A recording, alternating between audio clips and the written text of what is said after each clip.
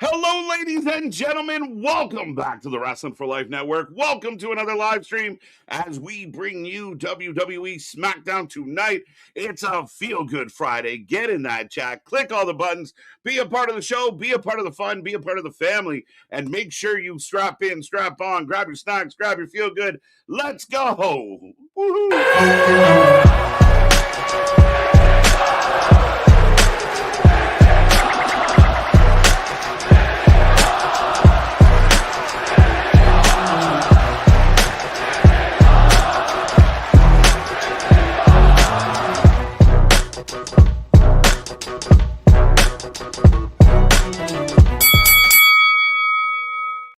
Ding, ding, ding. We are live and back at it again, folks. Like I said, we are the Wrestling for Life Network. This is another live stream as we bring you more live wrestling than anybody else out there. Happy to be back at it again and happy to be your live reaction to all the action as we get rolling. I punched the desk. That's what happened there. But we got lots to talk about, lots to get into. Me and that pretty face got you for the next few hours. Smackdown, the night before Chamber, and all through the house. All the creatures are stirring. Even the mouse. But that all being said, it's going to be a fun one tonight. If you don't know who we are, I'm Mr. Evernight KJ White, the Iron Man of YouTube. That is Mr. Big Nick. Ladies and gentlemen, boys and girls, children of all ages, the Wrestling for Life Network proudly brings you its tag stream champions of the world, the Every Night Delight KJ White. I am Big Nick. And yes, the go-home show for Elimination Chamber, but we haven't talked in a couple days, my guys. You had the Wednesday and had the Thursday. So in the vein of Cody Rhodes, what do you want to talk about? There's lots. I mean, so much going on in the wrestling world. Lots of things that people have had issues with. Lots of talk. I mean, the first one I think that's kind of cool is Sol Ruca destined for the main roster as of today. Really? I hadn't heard of that. She would be moving up as of today. I thought you'd at least have the kind of blow-off match or something between her and Zarya. Yeah, I think you still will. I mean, I think that's the good news of it is like, will she kind of bounce back and forth? We've seen others do that as well. But yeah, apparently she could be here on SmackDown tonight. What else was going on in the wrestling world? Sol Ruca's cool. For crying out loud, we've got Paul Heyman sending text messages to Karrion Kross. Bro, it's the funniest thing because, like you said, I was off on Thursday, you were off on Wednesday. We get back together on Friday, but I saw that, and the first thing I thought it was you for sure. Exactly. I know. We were going to talk about it. We're going to talk about it. Is he going to be part of the vision now, my guy? Well, I mean, again, in a world where you look around and people are dropping like flies, you've already lost 3 members of your faction. Kross is a guy that makes this work. Like, does he not make this work? It seems, imagine Paul Heyman and Karrion Kross together. Now, granted, it feels like a very large shakeup of what the vision kind of was to what it is now. Like Karrion Kross and Logan Paul, I don't know if they fit in a faction together. Maybe that's part of the story, though, right? Like Paul brings in him, and it doesn't work well for Logan. Maybe Logan and Theory go off and be a tag team for a while. I don't know. But they're pivoting. They're pivoting. Kross, like, is he just like the mercenary, the hired? Is Karrion Kross the masked man? Well, no. I mean, if we're going on what we've seen, I'd say no. However, could he become the masked man? Why not? Well, that's more of what I meant, but yeah, like it's drastic. Like they're tap dancing all the way to Chamber, and I'm sure some WrestleMania plans have completely gone up in the air. We know they're not. Bronson's out for a while. That bicep tear, he got surgery. I don't want to say congrats, but congrats on a successful surgery. From what I hear, we're glad. We hope he's on the mend. Bronson's had some bad luck. We knew, he was supposed to be in Australia. He had a baby. Then he got involved in things. He breaks 2 ankles. He gets back. He pops a bicep. Like every time they're about to push this man, something happens. Like, you've watched Monty Python, right? You know the Black Knight wound. Yeah, that's Bronson Reed out here a little bit, I feel. Right. No, I completely agree. On top of that, we've got Darby getting thrown out of an Uber because he's mid-interview of that whole chaotic scene. Yeah, what up with that? That is how, again, I think at times AEW does AEW things and it's not for the better. I mean, when you're driving a car and Uh-huh. you have a guy that looks like Darby Allin Yeah. just talking to himself, to your knowledge, in the Yeah. back of your car, are you not going to be a little skeptical of what's going on? Yeah. You're trying to figure out like, and even if like Darby, and I don't know what the full circumstance is, so if I'm overstepping here, somebody let me know. Mm. But you think like even if you had to do that, you'd be like, "Hey, dude, listen, I need to get to the airport. On the way to the airport, I'm going to take a call. It's super important. Don't worry about it. Like just you know, do you do your Throw thing? some I'll do mine." earpods in so the guy doesn't hear it. Yeah, like do something. But yeah, I guess the Uber guy was just like, and we talk about it. I mean, it's a funny thing where we talk about the airport check, right? Like that look, you don't look in your back seat and see Darby and go wrestler. You don't, No, but a Lyft driver would never. I'll say that. A Lyft driver would never. right? Oh, maybe the AEW lift is all elite, folks. There we go. Hashtag not sponsored. And then, well, speaking of all elite, AJ Styles pretty much shuts the door on going to AEW, and Yes. the crash out commenced. Yeah, I don't know why there was a crash out. Again, people got to stop believing the internet. It just shows you the how gullible people can be and the sheep mentality. Like everyone just bah this way, bah that way, bah. Where are they going? Bah bah. I don't know. Was it good? Bah. What did he say? So many people lack original thought, original opinion. We see it all the time. Like I was critical of a lot of what went on Wednesday, and people will jump up and jump in and be oh, you don't know what you're okay, so tell me what you see. I told you all the reasons I hate what I'm watching right now, and there's never that strong. It's just bad. I heard someone else say stuff. Bah. Like it is crazy to me. I said it and I took heat for it. AJ Styles was never going to AEW. Ever. Wasn't gonna happen.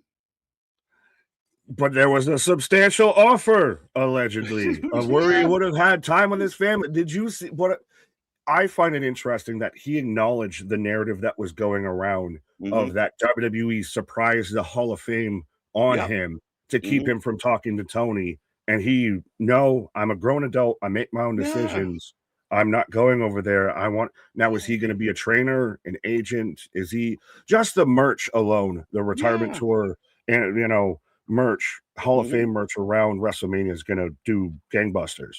Yeah, and I mean, every once in a while, if there's like when the segments end up either out in the back, or the back comes running out, and you see Robert Roode and you see Shane Mm. Helms and you see Abyss, now you'll see AJ Styles out there like, hey, enough, Uncle Allen for commissioner of NXT. in sold. You can have it. I think it's perfect. Let's fucking go all day, every day on that one. There you I think go. it's great. I think it's good. But listen, AJ Styles is at a point of his career, and I think it was Machine Gun on the Good Brothers podcast that came out and said, "Yo, he looked at me and told me like my neck hurts too bad to keep doing this." So you're not going to go to the place that is just buck wild, literally pun intended, Where the 20 somethings are having neck surgery already. Just right? saying. Like, and then we saw it with Sting. Like Sting comes off a ladder and eats a piece of a table with his mouth because at 56 he was still trying to go balls to the wall. AJ didn't want to do that. AJ didn't want to go there and do all the topes and all the over the. Like, he's not the AJ he once was. He wanted to roll off in the sunset and be a dad, and his neck hurts, and he wants to be able to play with his kids. Like he was never going to AEW. It was never a thing. Well, he got the ending that we all kind of wish most professional athletes Mm-hmm. get, of they still get to leave, not even per se on top, because he wasn't a world champ or anything like that, but was still could go, Here, still was a guy who could be in the league and everything like that, but is leaving right? with his body, is not going to, need double knee replacement in 2 years or Yeah. something like that. Of Mm-hmm. he's still able to, he was walking up the ramp holding his little girl. He wasn't, Yeah. this hobbled, Mhm. barely crippled veteran. Yeah, and I mean the only thing that made my argument like the absolute of he will not do it is the Mhm. idea that Tony is willing to throw all the money he can find at you and for very little effort. Like you to listen, make 2 appearances a year. I'll give you fucking $2 million a year. That's $1 million, right? Like that kind of shit is what Tony like. Look at Edge. When was the last time Edge been out doing Percy Jackson right? Jackson himself. How long is he making the movie? Did he go to Olympus? Jay White had, double, quadruple amputation at this point. Mm-hmm. Buddy Murphy sprained his ankle 18 months ago, 16 months ago. Like, what are we doing? What are we doing? Well, Anybody know? and that's the thing, is you can't even just think that they're writing out their contracts at this point, because we've seen that Tony will freeze everything. And that's another factor that's very interesting that Tony said. Remember, Tony was very critical of one person with three name initial that we know very well, and he was very critical of that man for holding contracts, signing people without using them. And oh my God, all these years later, who's looking a little Vinny to me? Guantanamo Bay is a real place, folks, it seems. For real. And speaking of habitual injury offenders and everything, and we also will say hi to the chat in a quick second here, but Penelope Ford, moonsault beyond belief, of broken ankle again, of kind of some damning video of everybody played Get Out the Way, and poor Harley Cameron, of allegedly from the IWC, got bullied basically off of Twitter. Oh, they ran her off be Twitter, better, bro. people. Be better, honestly. Yeah, I mean, again, they have a hard job. Nobody, imagine people just started showing up at your job, showed up at Twitter and lit you up because of the job you did at your job today. Or that's redundant, right? But you know what I mean, right? We don't all have cameras following us around when we're doing our thing on a daily. And thank fuck for that, because some days we just fucking trip over the curb outside the place going in, never mind, trying to pull off a tope or a Hurricane Rana. Listen, I talked about it on Wednesday. I missed the fact that they all moved. I just saw it, kind of heed the moment. You know what it's like when you're talking to the chat. Right. I knew she got hurt. I felt bad for her because she's had injury troubles. I saw the replay after of the Red Sea just opened up. Yeah, everybody just went that way. That's the hard part to defend there, of you had one job. Yep. Why did you go that way? It's like, we're going to do a goal line run play. We're going to do the tush push. Everybody got to funnel them like this, and everybody goes that way. You're like, where'd everyone go? And the quarterback just gets swallowed. Exactly. 5-yard loss now all of a sudden. Right. So again, and I mean, you got to walk before you run, I think, with some of these athletes. They're trying to do the big spots. And I think Penelope is one of the better in-ring performers in that company. She's been trained. She's spent time on the indies. She's a little less green than some of them. But she's better. She's out of her and Kip, out of that pairing, she's the better of the two by far. Better. And the weird things, you rebooked a match that you didn't need to rebook. You bring in Cross, but you didn't utilize her. And honestly, I said it on Wednesday, for all the people that say they're real wrestling fans, if you're not watching on Tuesday night, then you're missing out on really good women's wrestling. If you're not watching on Monday or Friday, there's a good chance there's some good, it's a little more story based on the main roster, but we're seeing far better women's wrestling as far as quality in the ring goes than we are. Wednesdays are lagging bad. Well, we for sure, and segue into tonight and saying hi to everybody, we are for sure seeing better women's tag team wrestling on the main roster in WWE than we are in AEW. Right, and anyone that gets offended to that, keep in mind, we mean all of tag team. The main roster's women's division right now is the best tag team wrestling in any company, including their own. Male, female, anything right now. So I'm all for it, Nick. But that being said, we see the numbers climbing. The chat is filling up. Hope everyone is feeling good. You're happy, healthy, and safe. You've had a great week. We're going to cap it off as we head into the weekend. Don't forget, 6 p.m. 6 p.m. tomorrow, we're here for Elimination Chamber. Click the bell. Make sure you don't miss a moment. We got so much coming your way. Some big news on the channel across the board. In a bit, I'm going to talk about something that happened for us. There's so much. There's so much going on behind the scenes. We still haven't even scratched the surface. We still got Sosa, bang, bang, my guy. But yes. Let's go. So much to talk about, so much to get into. Zach letting us know it's Pokemon Day. I did see this online. Pokemon Day, Nick. I wasn't never a huge Pokemon guy. I was a little, I was already in my teens. However, I played a little bit of Pokemon Go. Pokemon Day, Pokemon house? Well, I mean, Mrs. is Pokemon heavy. My guy Oh, has the Switch games for Pokemon and all of that. okay. I had kind of like the cards of had the siblings. You get caught up in the wave of you've got to still collect the cards and everything like that. Yeah, no. The most I really played was Pokemon Stadium. I still Okay. have like flashbacks of that because it was actual like it was where you could legit of just you're fighting Pokemon. The whole that's all it Right. is. Okay. No, you got to go to this town and you got to do this side quest. No, just fight. Just fight. That's the way to do it. Yeah, it was Um, Mario Party a bit because it had mhm. mini games and shit too.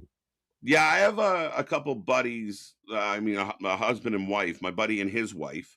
Mhm. Um, they very much like we'd be hanging out and they'd be like, "Dude, we gotta go." I'm like, "Where are we going?" And we'd be going for a walk to catch a Pokemon. And I'm like, all right, this is See, okay." I was never into that. Yeah, no, I was like, "This is nuts." No. So yeah, no, it's funny. But happy Pokemon Day, Zach. Pardon me. Kevin's in the house. Let's go, Eric. How you doing? How you doing? Lash and Naya and Will Drew, the tag team. So Lash and Naya are going after the belts tonight, and we'll see what's up for Drew. Yeah, well, Bad and Bougie taking on Rio. And do you Mashed switch it potatoes. up? What? Mashed potatoes. No, not mashed potatoes, but do you switch it up? Excuse me, right before Elimination Chamber. Rhea's going to be in the chamber. I'm still holding out hope against hope. Granted, I think Charlotte will end up taking on Lash, so you'll have that tag team removed from it. Give me a multi-team tag match for the women at WrestleMania. Mhm. I don't know when. That's the thing is with Rhea and Io as tag champs. I don't know when they're going to get off the ride. I think it's going to surprise us either way because we're not going to see it coming. I think it's been good. I think we've seen a couple. We were surprised with a couple of the last couple changes for the tag teams. I think they've done a good job that way. I do believe that Elimination Chamber will set up kind of what you're hoping for. It'll give that tag Mhm. team direction. Especially, I mean, if nobody involved in a tag team wins the chamber, then you really look at the risk of creating those stories to come out and move on towards Mania, and then whoever wins it can go that way, right? Yeah. Well, spoiler alert, I think Raquel is going to win the chamber. That's So that crazy. leads to however it's going to lead to of who challenges Jade and who challenges Stephanie or only challenges Stephanie. Yep. Um, I think Rio, they're not. Do you see them dropping it before Chamber? Uh, not like tonight kind of idea, no. But I don't see there being a direct, like a The clear only way that they conclusion. do is if Rhea's winning the Chamber. I would assume. If they lose the belts tonight, I'm 100% picking Rhea to pick like. I'm already tempted to pick Rhea, and then maybe Rhea becomes the number one contender, and then somehow, one of the heels cost her the tag titles so she can focus anyway. That is a possibility. However, if they lose tonight, that's going to only push those odds up for sure. Yeah. I still just want my multi-team match, but It should. There's enough teams to do it. Quality teams, Nick. absolutely. Well, and I do think that we're gonna get Charlotte versus Jade, and I do like your idea of Raquel, Liv, Stephanie, triple threat. I love the idea of that curveball. Even if let's say Raquel loses at Elimination Chamber, and then somehow, through conversation, angry Raquel's pissed that she didn't win Chamber, and it bleeds into her and Liv having issues. And next thing you know, Raquel's in this. It's possible. Raquel's done really good things, and this whole big sexy vibe that she's bringing, it's working. Big mommy Big cool Mama out there. Cool. I like it. So Eric, we got you. Damien, welcome back, the leader of the Hopium tribe. Sean Reed with all the stuffs. Let's go. Ronan back at it again. Just 50 days to WrestleMania. We're counting it down. More shows coming. So it's crazy. So Ruka expected to. Oh, there you go. Damien saying what I thought. Fair Oh, enough. Fair enough. interesting. Ricky Sosa going to make an appearance in TNA. On the first one is TNA's first one is first taping. So live taping, it's live this week. It's live this week. I think Damien's trying to get to a point and kind of got lost in the comment there a little bit. But yeah, so Ricky Sosa, the viral kind of, French independent wrestler who got over because the entrance of Sosa, bang, bang, and all that. He got pulled from the Dub X Dub 16K tournament. Okay. Because, and initially was it reported as because of a major career development or opportunity. And then it came out of he's going to do some TNA tapings. So not, WWE tryout or anything. He's not showing up at Collision, but he's going to do some TNA tapings. Well, I mean, again, ultimately, I think that's a smart move. And I think this is one of the, advantages of this relationship with TNA of, you're kind of having WWE tryouts all the time. Just get to TNA, get on TV, show people you can do some stuff. And, you're kind of there. You're kind of waving a flag. They see you. Well, and I mentioned this, and me and Anthony had talked about it last night, of TNA very much needs to start focusing on not bringing in people that were on this company and that company. Yeah. Of bringing some talent that it feels like you built them up. Like you had with a Samoa Joe, you had with an AJ Styles, you had with a Christopher Daniels. Yeah, I mean, that used to be their claim, is they would take unknowns and turn them into something. Right now, they're trying to, they have brought in a lot of people and they're trying to maintain them. So, yeah, for sure. We got Mega. What up? How you doing? Christian Power, Nintendo World, NYC. I attended the Pokemon 30th anniversary party. Sounds fun. The Pokemon. You sounded old as shit saying it. The Pokemon. He went to the Pokemon event. Can I play the Pokemon? I like it. Kevin, let's go. Great game yesterday for Kev. What up? Friday Night Knee Pads MDB in the house. How are you, sir? Let's go. Let's go. I will put in the chat as well. The prediction championship is on the line this weekend. Get your predictions in. The deadline is tomorrow by the start of the show. So the link is going up. It's also on our socials. Click the link. Let's go. There you go. It's everywhere and everywhere. AD and AZ, what's up? I didn't realize it was Friday until I just got the notification for the stream. Yes, that's why you need to hit that bell, hit that like, hit that subscribe, all the little emojis and everything. Not only will we bring you wrestling, we will keep you up to date on what day of the week it is. That's a handy. I mean, Zach's out there letting us know what national day it is every day. And then we got, we're Mr. Stormy letting us know the greatest hits, the Casey Kasem and everything. So we got you covered across the board. For sure. As we look at about 2 minutes, I see Jose, I see Bradley gifting a membership. I love it. Let's go. TJ, OG Dale, Jose again. Bradley, we got you. Denisha's in the house. Always a pleasure. Let's go. AD and AZ. Nick just got you. How you doing? How you doing, folks? Make sure you get in that chat. If you're watching us right now, don't be quiet. Don't be shy. Click the buttons. Click the reaction buttons. Let the world know. And Buttercream Gang, welcome to the show. I think you might have come to the right place. Would you like butter on that, sir? Fair enough. I think once you read through what you clicked on, you can have that. Oops. Exactly, my guy. Welcome back, Ghouls. This man fell on the landmine. But you definitely would want some butter on it, I suppose. Let's go, cool. C-Man, let's go. What is up? Cherokee George, good to see you. Good to see you. We are about 2 minutes away from the start of the show. Welcome back, Ken. 316. Byron's always a pleasure. Let's go. Mega. Ronan.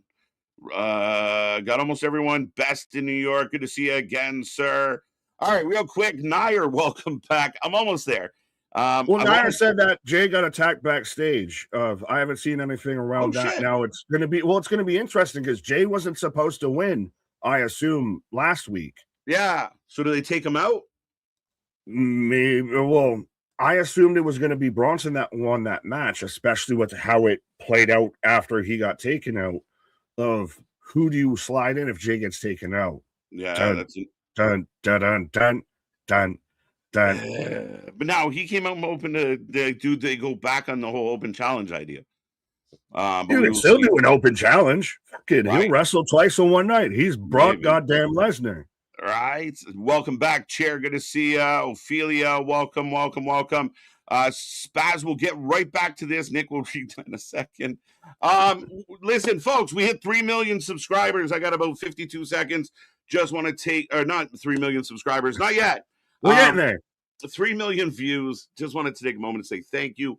We got tons coming your way. The idea that we've been viewed 3 million times is insane. This is growing fast. We're proud of it. We love what we do. We love our family. And again, the nicest thing you can do is share the word to the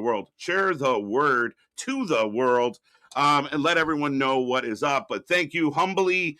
Hitting 3 mil is crazy. And it's been a trip of a ride, Nick. So we're super grateful. He's got the whole world in his hands. Well, now we got a mill to share between me, you, and Anthony in a piece. All three of us. But no, it's still crazy of its. I know we've got other announcements and everything that we're going to do later on and everything. But to go from it was me talking to you in the chat, and I feel like that was all that the stream was. So now it's still me and you talking in the chat, but we're doing it face to face, and everybody else is tuning in. To get 3 mil views, literally a mil a year at this point. It's crazy. Right. I was pumped the first time one of the streams hit 100 views. Pumped. Like, I won the Stanley Cup. Pumped.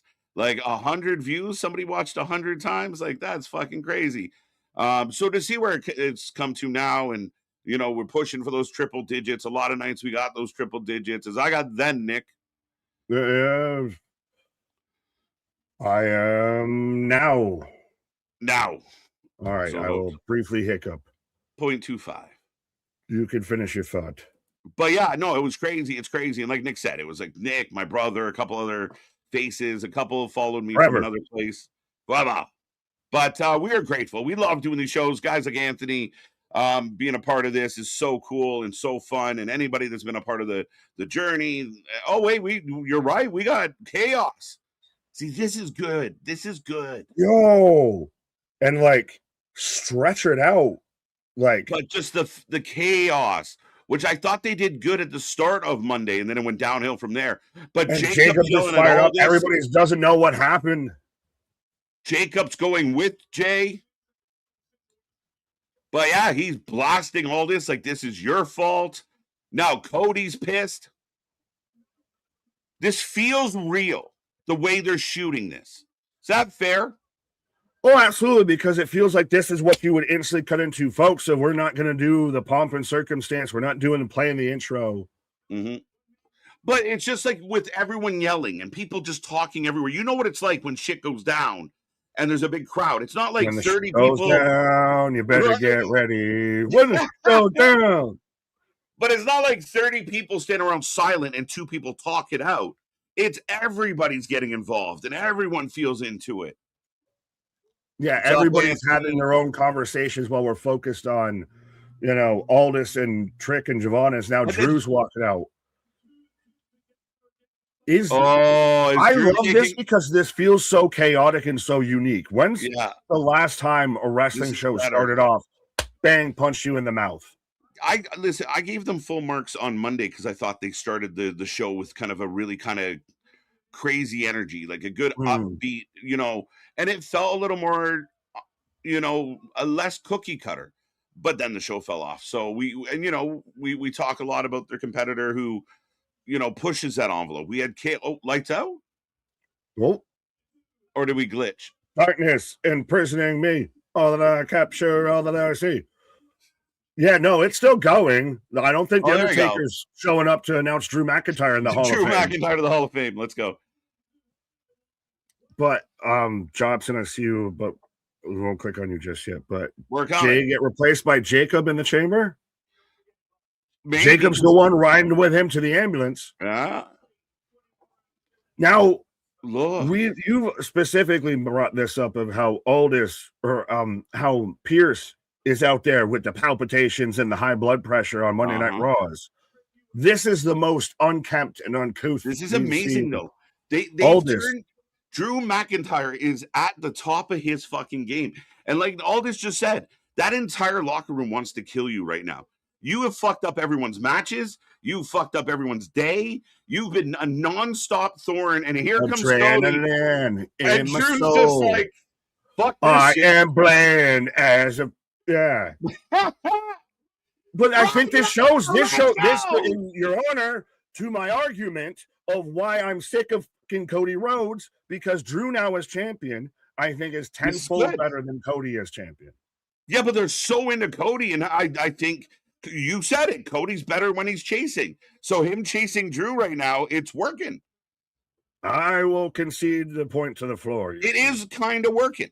And Drew's playing it so well.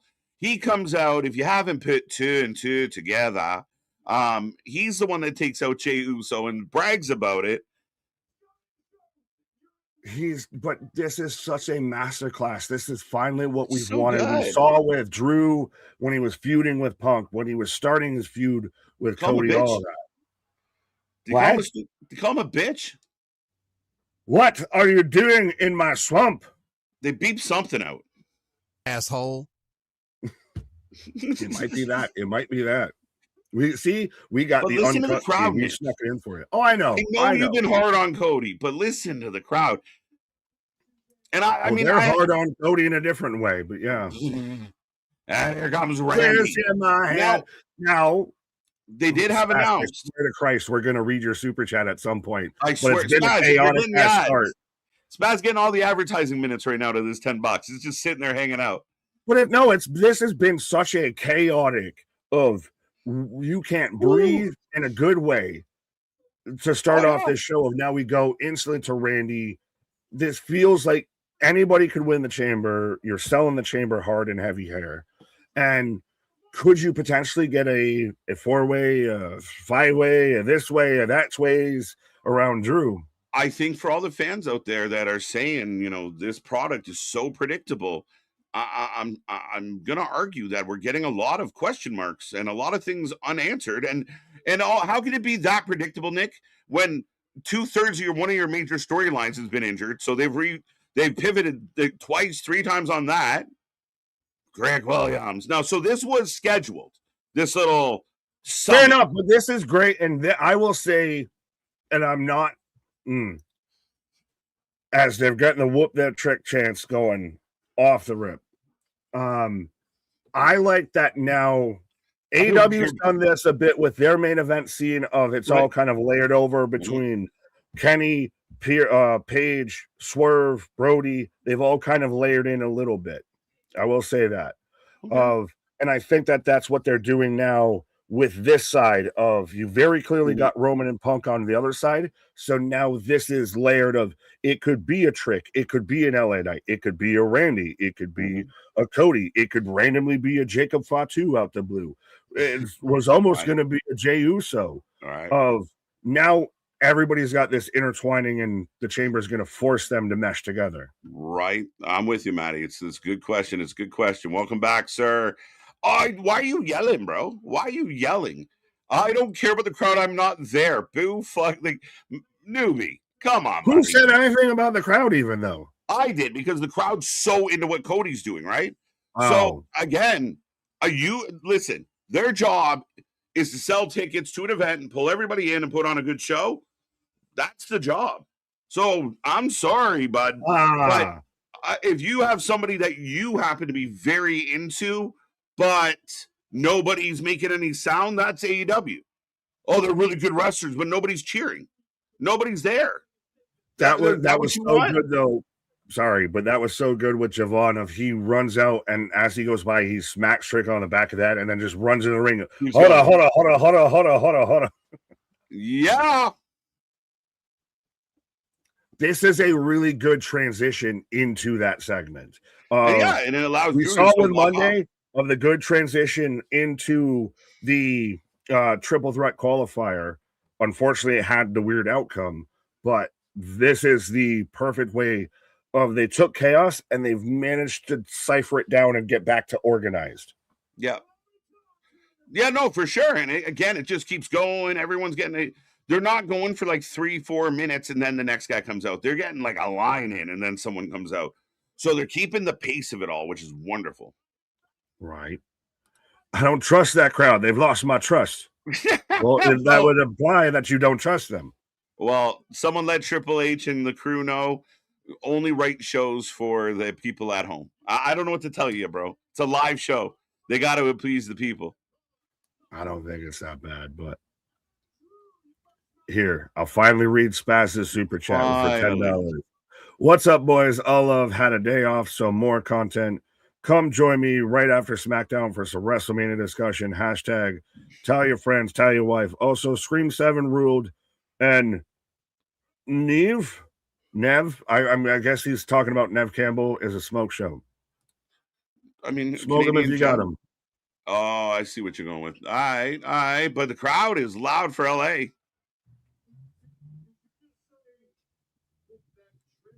Did you say whoop that trick? Have you? Yeah. Heard the Go ahead. Sorry, I'm just. Oh shit! Right hand. But trick in LA going. I mean, he asked, "Did you say whoop that trick?" And he said, "Yeah." And he goes, "Okay." I mean, that is the kind of throw, but the unfortunate part of his chant is, "You're telling me to whoop you?" Yeah. But I mean, have you heard the rumors, accusations, allegedly that because of how Trick's getting so over, that they're considering RKO to Javon. Nowhere to Javon. And look at this. And this is something we've been waiting for. Hello, my friend. We'll meet again. Been a while. Where should we begin?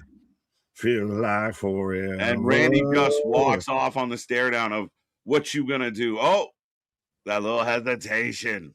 But he's been staring at that belt for so long. He's just used to looking at Cody's shoulder. Right. He's like, wait, it's not there. It's not there. What happened? What happened? Randy makes an emphatic statement. And I mean, don't count Randy out in the chamber. Don't make that mistake. No, not at all.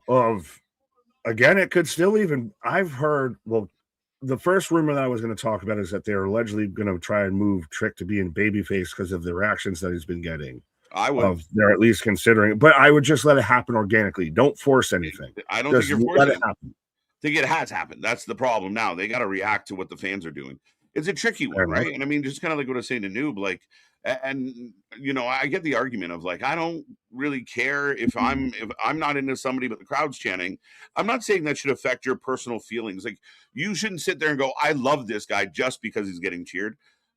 Everyone's got their own cup of tea. But from the beginning of time, wrestling's been built on the pop, right? Like, as Tiffany's in the back with Kathy Kelly, pops all the way around here. Yums.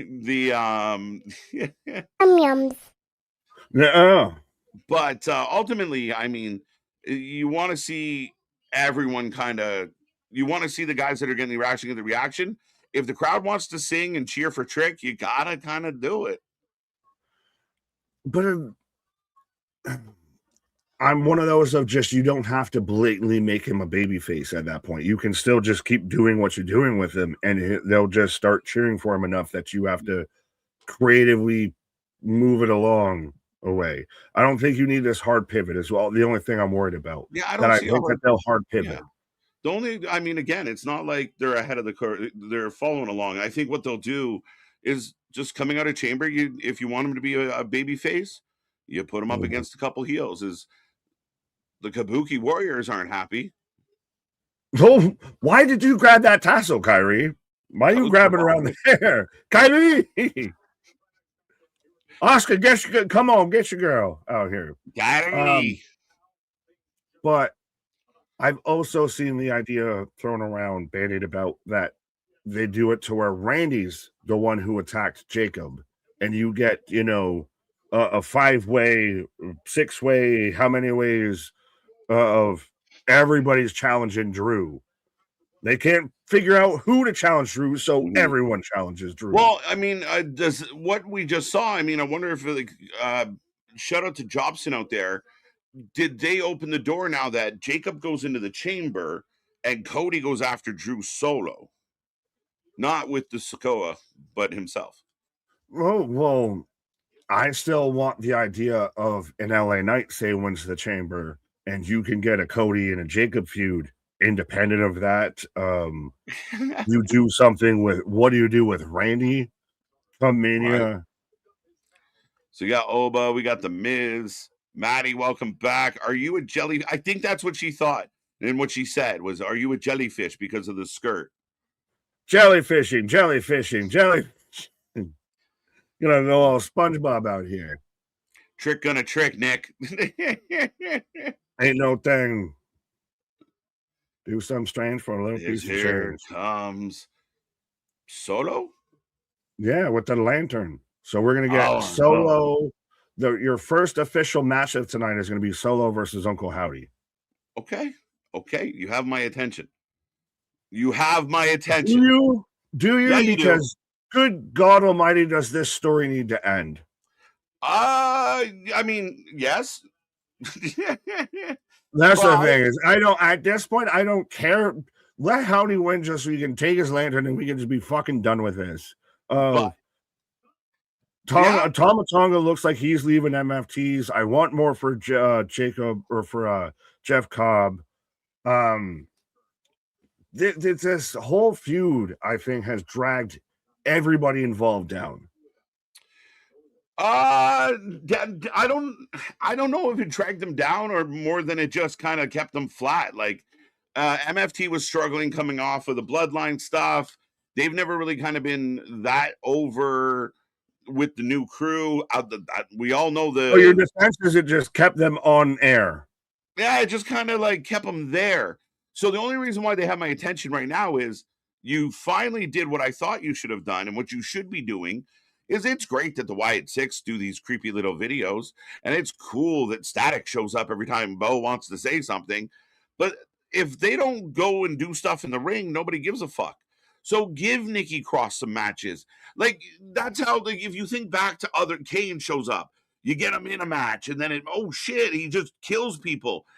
Mick Foley, when he came in as Mankind, his first while, he was just shoving that finger down everybody's throat. You heard me, right? But you got to like the Wyatts never did that. They just told more stories. No, they did it at first, and they took out Chad Gable, and then he became Grande all of a sudden out of that. Yeah, that's what happened. A whole identity crisis, right?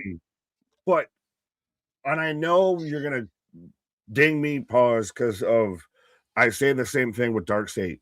These two teams, these two factions, this whole story feels directionless. It feels like they're just constantly just running into each other because they have nothing else to do. Well, I mean, again, I think if we step back, I don't think there's a lack of story being told. I just don't think we care about what is the story being told. Well, it was the rivalry that led to him stealing the lantern. Now, Howdy wants the lantern back. He still came out with the lantern. They're still telling that whole tale. I just don't know that we give a fuck about it. I think the lantern's been the biggest albatross and anchor of this whole thing because that's, to me, signifies. Really? Well, no, because I'm saying that they've been stuck on this tribute act, and that's what I think that it's hinged on. Yeah, I don't think so. I mean, again, they haven't done. I don't think they've done enough to even say that because they haven't done much. Like that's the tricky part with all this. MFT wasn't doing shit. They weren't doing shit. They were tag champs for a quick minute. They lost the belts. But you're getting like at least we're getting Howdy in the Howdy have a match. Bo have a match. Don't get hurt, Bo. I'm with you. I hope you do well. Knock on wood, break a leg, whatever you say. No, don't say that. Don't say that because I hope they have a good match. Yeah.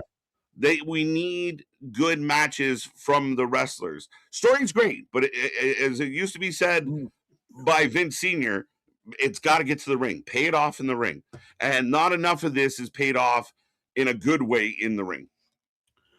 I want to disagree with you on the whole they haven't done anything to argue my point more, but I'd have to agree with you on that. I won't say the story's been great. I think the story has just it started in a direction, and I think it's just literally at this point just they're two ships just bumping into each other because they don't have a buoy.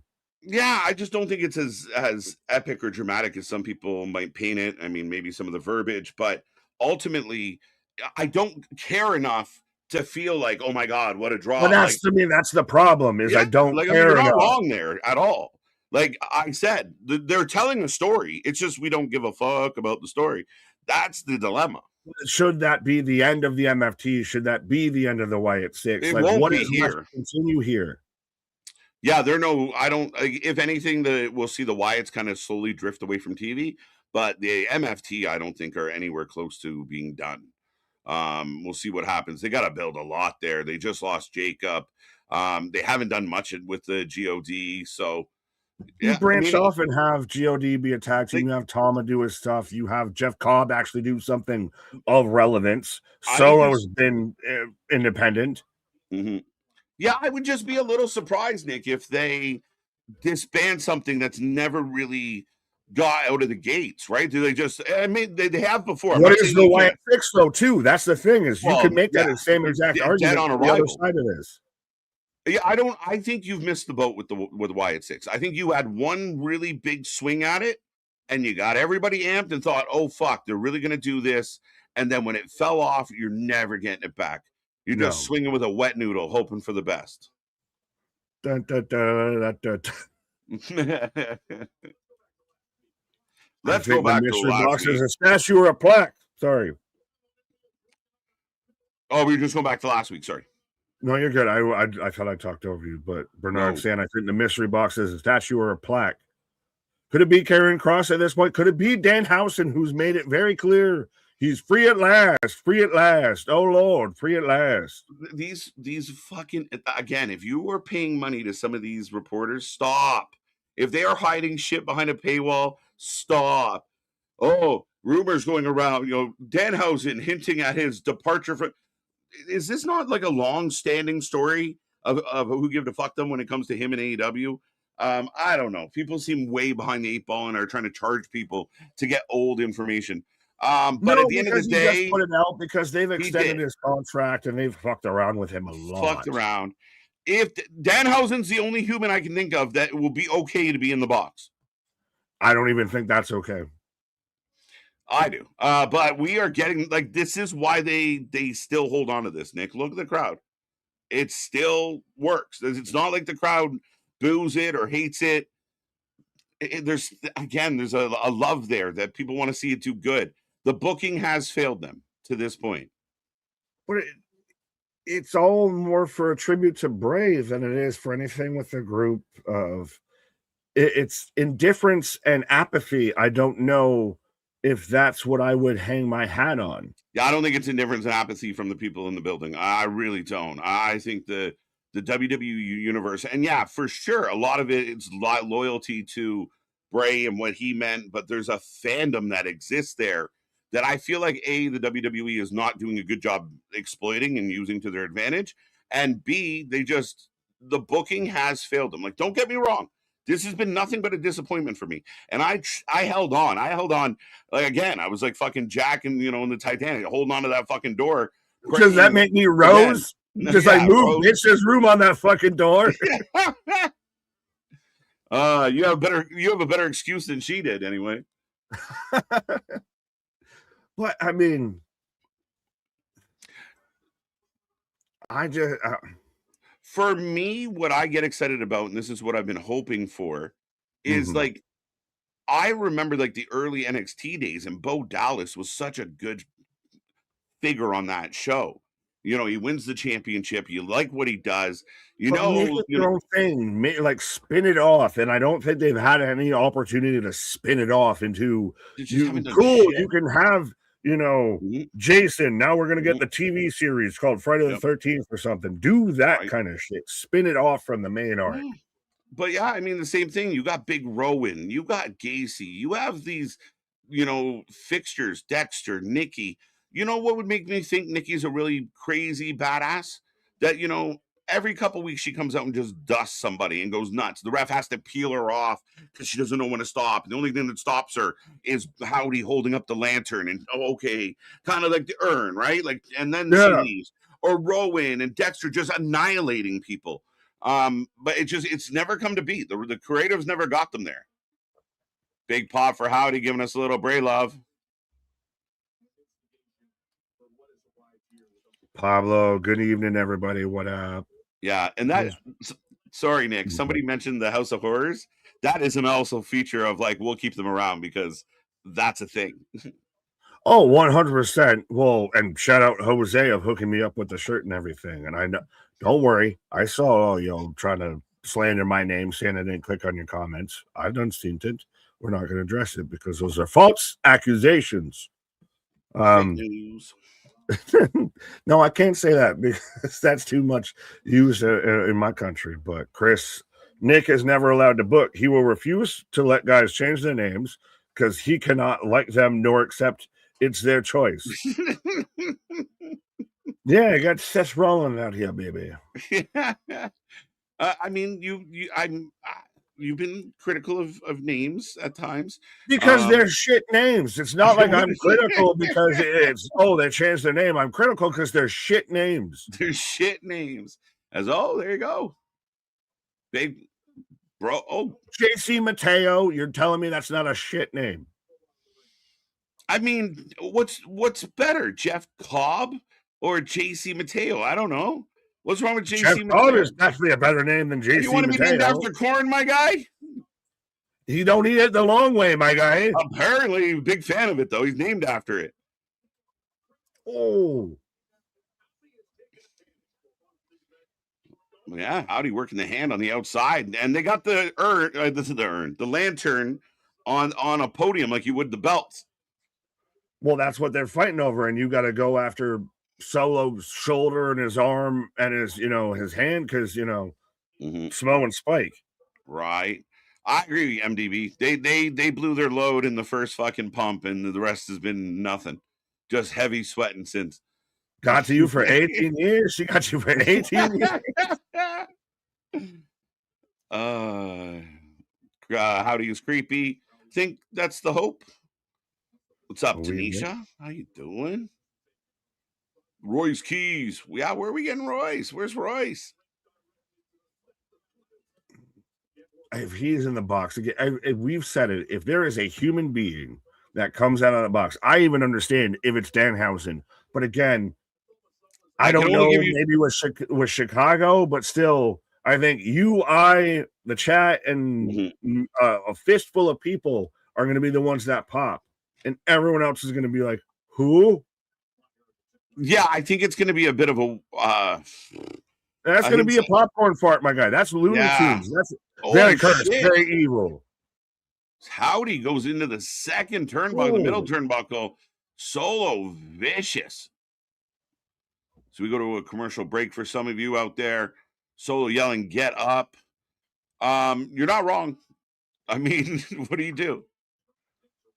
Well, that's been the rumored thing and now he's allegedly teasing that he's a free agent. It's got it. And Jericho's contract's frozen. The odds are getting slimmer here. Yeah, listen, I think you said it best. It's a statue. I thought maybe it could be like something that symbolized, like, could it be like carrying Cross's jacket or an hourglass? An hourglass. It's a giant hourglass. It's got enough sand until Monday Night Raw. Exactly. 24 hours. Just tip it over. When it runs out, that's when he'll show up. Like sand through the hourglass. These are the days of our cross. Why did I think of Days of Our Lives right there? That was what I was going for. Oh, well, no, fair enough. I've never heard the intro. I've never watched the show. I've just known of it. Let's go. Crazy that Nikki Cross got the most over gimmick might be almost a superhero, almost a wrestler. It was almost good. It wasn't great, and it's sad because Nikki can go. I said, like, her in NXT was phenomenal. That ladder match she had two, I thought, but the one, was it Mia Yim at the time? Yeah. But she's good. She's really good. They don't use her. I would take Nikki Cross over Nikki Bella. I'll say that for goddamn sure right now. Absolutely. Would you almost rather Nikki Cross wrestling as Nikki Cross rather than wrestling as Sister Abigail? That's where I fall. I'd rather see Nikki Cross wrestle as Nikki Cross versus Sister Abigail. Yeah, I mean, as long as she's Crazy Nikki, I'm good with it. And she can be Crazy Nikki in this group. She never has matches. I think she's up to like 2023 of not having a match. Yeah, it's crazy. Why bring her back if you're never going to put her in the ring?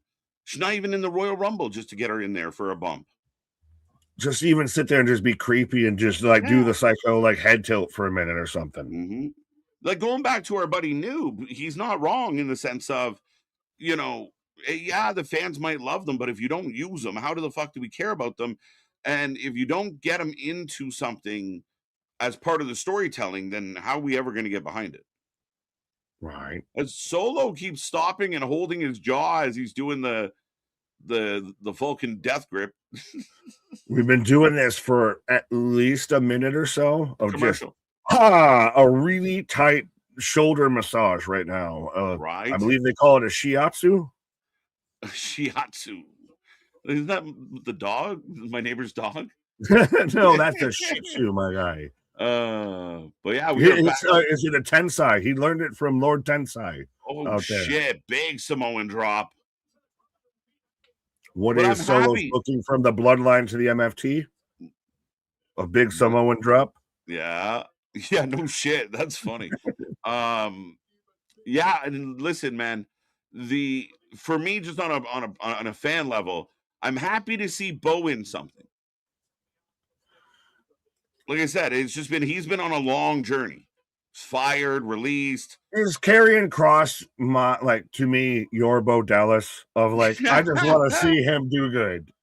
Maybe a little. Like I'm just Rudy out there. I'm like the janitor in Rudy of just like right. He just shows up. Listen, that whole text with Paul Heyman, that's something else. Like Paul sliding in the DMs being like, what you been doing lately? How you doing? The thing is even if it didn't happen, Kross is a fucking genius. If it never actually happened and just, I can just sell this. If he's out there selling his next independent show of might be the last time I'm here. So that's the thing is it's a genius play either way. Yeah, and the only reason why I definitely believed it, and kudos if he was in on it, but the commentator, the interviewer was right, like, wait, what? Like that guy seemed shook, like ill prepared for what happened in front of him. Well, anybody would do that. I don't think he put the interviewer onto the Iggy. That's why I didn't think it was kayfabe, because I think if he was acting, it wouldn't have been that holy shit. But if it was acting, good on him. But no, it's just Kross that has to act. The interviewer doesn't have to do shit. Well, no, but if you watch it in the clip, the interviewer's like, the guy was right there with Kross. Oh, he like saw the phone? Yeah, he sold it. Like I wasn't gonna say. Hey, Mom, I'm gonna put you as Paul Heyman in my contacts. Yeah, shit. Just send me a text right now. I'm in. We done cracked the case out here. We done the forensics. We gone through the files. Big let's go Wyatt chance. Solo's got the thumb up. Thumb down. Those spooky cult leaders. I love to cheer for them. And maybe that's part of the problem is because they brought him back on the fanfare, that it just doesn't hit the same way as them being monstrous. Solo setting up Sister Abigail. Throws a kiss. No way. Mandible claw.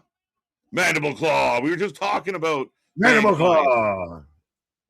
See, if he I ended up like half a second behind you. I got you. But yeah. But see, if he was like a heelish character after like the fanfare wore off, like okay, they're back, but they're insane and we're in trouble. And he was they started off as almost a heelish of we're gonna take everybody out, we're unhinged and everything, and now it's like right, boy howdy, them creepy Uncle Howdies. I sure love them. Yeah. That's the dilemma. That's a big disconnect. I wonder if they're gonna do anything close to the Fiend with how now Bo's got the Sister Abigail. Oh, let's go. That is lovely. Woo-hee. All right, I can be happy. I like what I was going to say is because you had all the visuals and the design of Solo as the Lantern. If I was wondering if you were going to get a Fiend kind of view with it. Yeah. As Howdy crawls over to the lantern and embraces it. It was listen, a decent match. I wasn't jumping out of my seat. Oh shit. Oh fuck. Tala Tonga just booted Howdy in the head and said, "Thank you, sir." I for half a second thought it was Drew McIntyre showing up and just booting fucking Howdy for no reason. Listen, if you look at the landscape of WWE right now, Nick, we've talked a lot about the main event scene. If you told me it was going to be MFT versus the Wyatts in some type of stip match, like maybe even a theatrical match, but like MFT the Wyatts because they just ran away with the Lantern again. I'm okay for that as a one of the 2-day mid-card match. Firefly Funhouse, middle of night day one. Yeah, day one. Well, it's going to be day one of allegedly they've even been moving up the time. And we haven't even talked about that with Stand and Deliver, moving days and times and all of that. But oh, look who's here. The Vision and Paul just, what happened here? God. What happened? Shit don't stop, bro.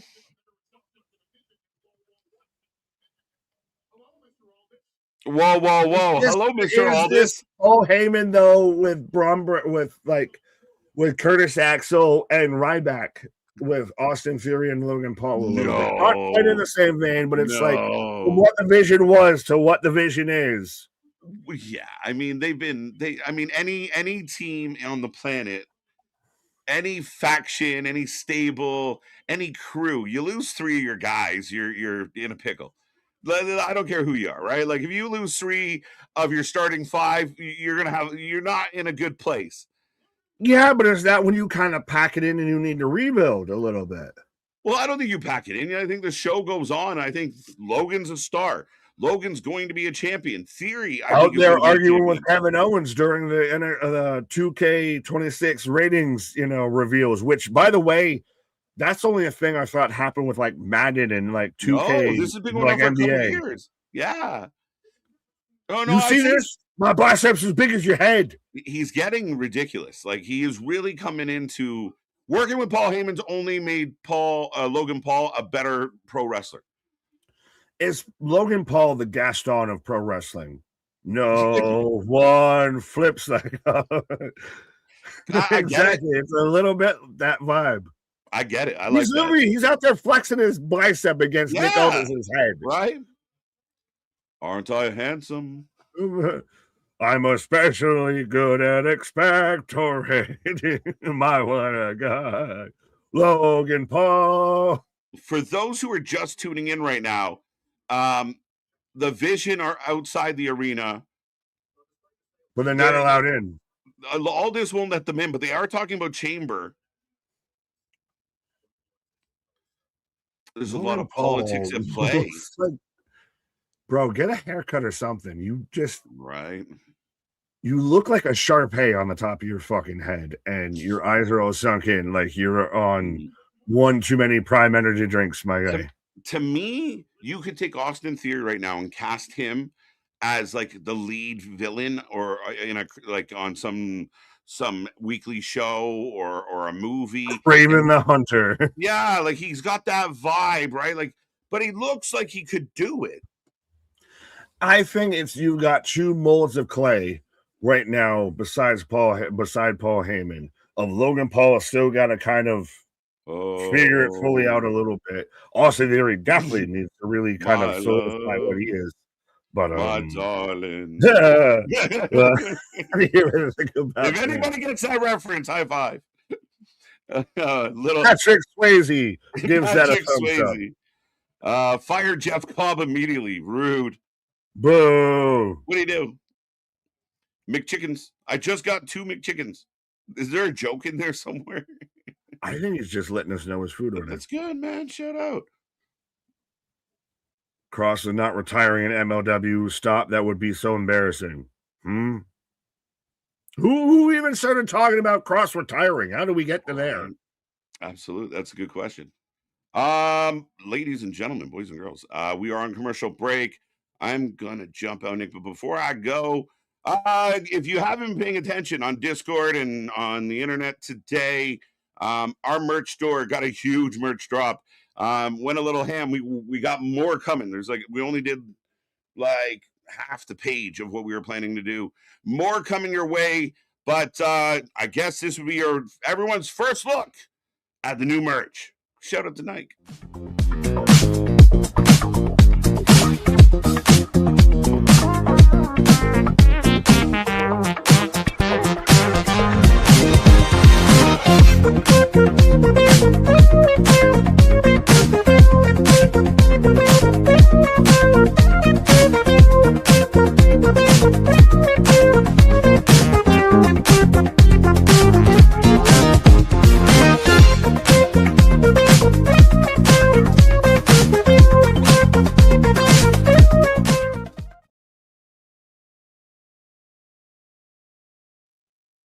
Yes, but as KJ takes a pause for the cause, but 100%, folks. Yes, we finally got the fanny pack out there. Breaking news. We got the fanny pack, but yes, again, big things popping, little things stopping up to something season never sleeps.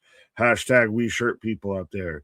But we got even the Nike apparels out there of name me another wrestling podcast that got Nike, got the swoosh out there of we got you covered on anything and everything. Even if you're out there, you're shooting the hoops, you're doing, you're staying in because it's warm or cold, what I was trying to say, but 100%. Always innovating, imitate.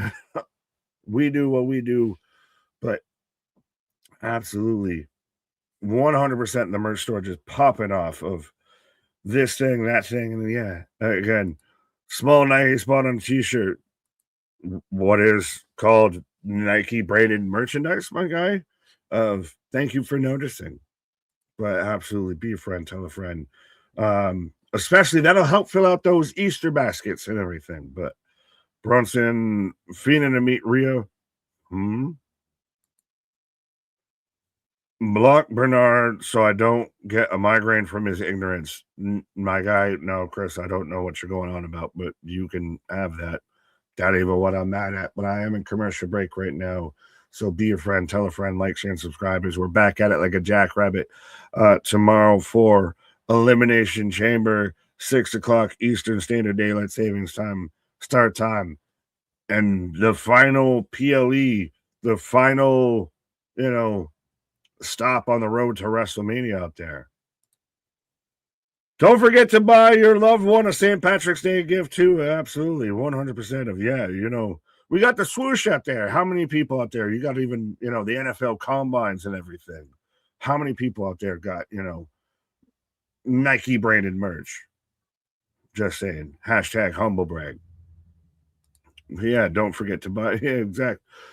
Buy them a pint. Well, we've got all the glassware and the mugware and everything too. And you can just, especially when you're out there bar hopping on a St. Patrick's Day, you got the fanny pack that can help you out. Yeah, Nara, thank you. I noticed it too. That's all. But yeah, sometimes the vitamins make the page stick together. But absolutely, big things popping, little things stopping. And again, constantly growing, constantly trying to innovate instead of imitate. And again, listen to what y'all want and everything of what do you guys want to see in the merch store or anything like that. I know, do we get a butter t-shirt or something like that? What do you guys want to see in the merch store of trying to drop anything and everything out there? Is got EO and Rhea backstage right now. Yeah, smoke them if you got them. I did that before. I mean, I have a Nike jersey with my name on it. So see, now you can get a Wrestling for Life Nike hoodie with your name on it. But do we need to? That's what I'm still waiting for. And I know this man KJ is going to hate me now because we even got the basketball jersey. I want the custom hockey jersey, especially after USA taking gold in both men's and women's. Give me that, custom hockey jersey. Yum Yum's tank top. Oh, I'm just going to go like the opposite of, advocating women's wrestling, I guess. Oh, Jade.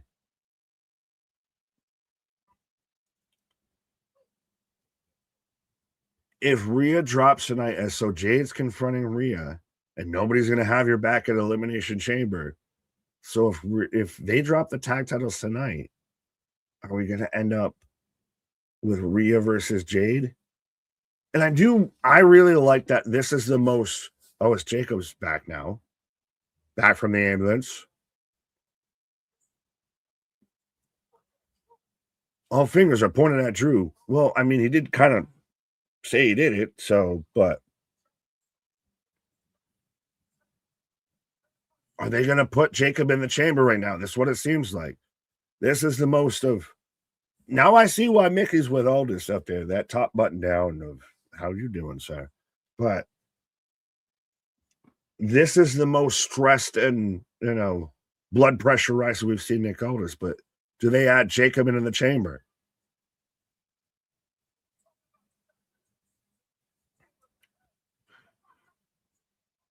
If we're talking about 2026 Elimination Chamber, then hell, Jacob Fatu should be a part of that. And I mean, he fills in for your tsunamis off the pods, and then you got a moonsaults now off the pod. Is it funny how it almost feels like, even though I assume this wasn't the full intent of how we got here, that it still feels like they intended they got here a little bit. So did Jacob officially get announced into the chamber, or did we just, I'll take it in consideration? I missed that. Fact checkers, let me know. As I'm getting Tiffany right now out here. It feels interesting because it's been a minute since I've seen her full entrance and all of that. And I don't recall her having the full, lights out triangle spot before then. You got a Drew problem? I have a problem with Drew. I'm telling you, Jacob be spitting. Logan Paul versus Jacob Fatu fight tonight? Maybe. Is that what they announced? Because, again, I heard a good bit of what Jacob was saying. I was saying, so I didn't catch the end of what he was saying. We're getting Asuka versus Tiffany Stratton up next. Okay. Interessante. Of this might really show how Tiffany is in ring. I know she's not going to have to lead this match, but could this be an ongoing thing post chamber of Tiffany Asuka? Well, Asuka's in a tag team and Tiffany's not. That's the only way. The only reason I hesitate on it is I want all my tag teams in a match, but we'll see. I mean, it's not a bad shout of, I know Tiffany's even been vocal of, I kind of want, something that's a bit of a solid storyline of coming back out from being out. I don't think she's going to go back at the title right now of, you give her somebody like an Asuka to go with who can hold court but can still put Tiffany over. I think it works. Soul on Raw or SmackDown, I don't know. Allegedly, what was it? Damien or KJ was even talking about allegedly she was going to debut tonight. I know we've still got, almost 2 hours left. But we'll see with it. I think they almost might be better off until post WrestleMania doing the free agent thing like they're kind of doing with Obafemi of could be there, could be there, could be here, could be there. Of we'll see where the chips lie post April going into May and see where we place people. Because they're not going to do a draft anymore. They've all but publicly said we're not doing the draft anymore. So for everybody that was reading into the dirt sheets saying that they were doing a draft all the way back in 2024, early 2025, of that's gone by the wayside. So is this going to be just random talent swaps? Is this going to be they just happen to start being over there? Is this they can interchange in between? We'll see. Are we going a full 3 hours? Well, yeah, SmackDown 3 hours, so it would be a full 3 hours.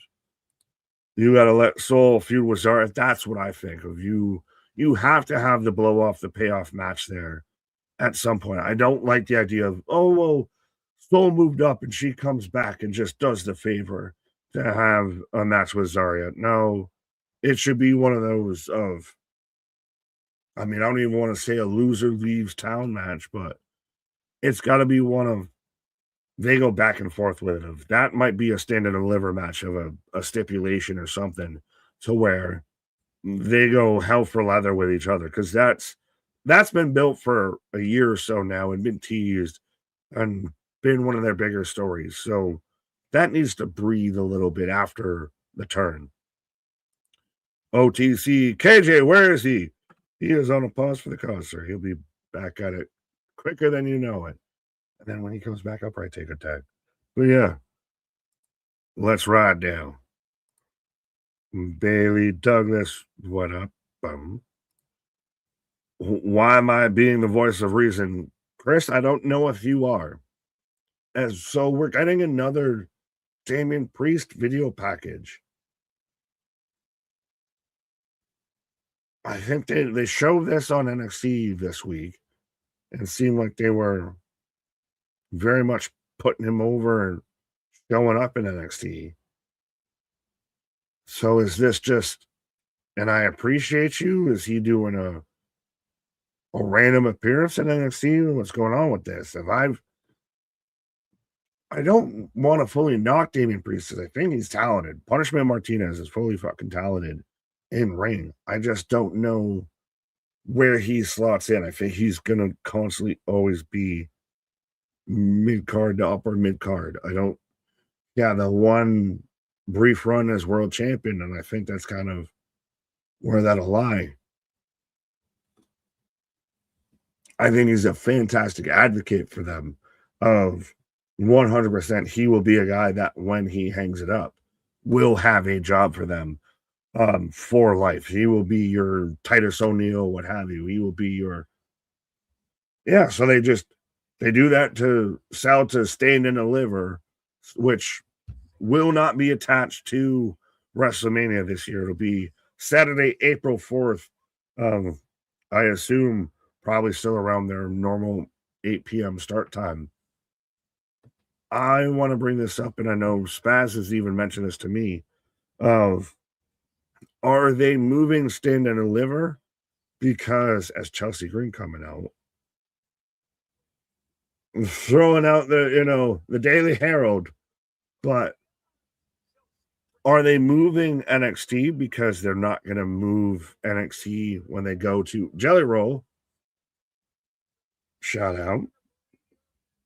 Are they not going to have NXT go to Saudi Mania, as they were showing all the celebrities? So, but are they not going to move NXT to Saudi? So why not? We test it out here of it goes its own weekend, it goes its own show and everything. Yes, Jelly. Been a minute, just enjoying cold beers tonight. Then all smacked up for the chamber tomorrow. There you go, my guy. Of use vitamins responsibly. That'll be the next big sponsorship we get out there of, vitamin deals. As I've got the Kabuki Warriors, so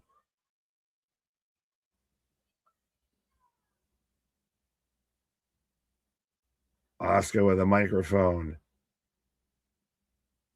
And I kind of like that I was going to say how I like that they've been, letting Oscar cut most of her promos in Japanese. But I'm excited for Chamber.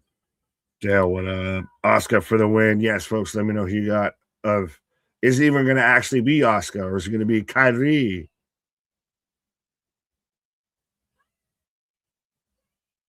Yeah, so it's going to be Kyrie that takes on Tiffany. So it's not even Oscar of, I duped you. I done faked you out. I done triple cross reversed you. It's going to be Kyrie versus Tiffany right now, which I don't even know if I almost want to say might be a better match, because you're going to have the insane elbow versus the prettiest moonsault ever, but Kyrie just firing off on her way. So let me know, folks, who you got, whether you got Tiffany Stratton, you got Kyrie, and do we get an actual, Kyrie breakaway from Asuka moment? Tiffany for the win. Boston, I see you. The respect I have from Jelly Roll is immense after seeing his Unreal episode. There you go. See, Boston, I clicked on your comment. Me, Pat Patrol, what up? Yeah, Byron. As Chelsea is at ringside on commentary. Jimmy Uso attacked Jey Uso out of jealousy like he attacked Solo. My goldfish told me. Will your goldfish be telling you lies, my sir? That's 2 steps forward and 5 steps back, I feel. If you do, now all of a sudden, the Usos are against each other again. It's definitely looking good out here. Doing the best Charlotte Flair impression of every time you come at me, I duck you and I just do the fucking, the clap together to prove that you ain't got on me. Kyrie versus Asuka, night 1 at Mania.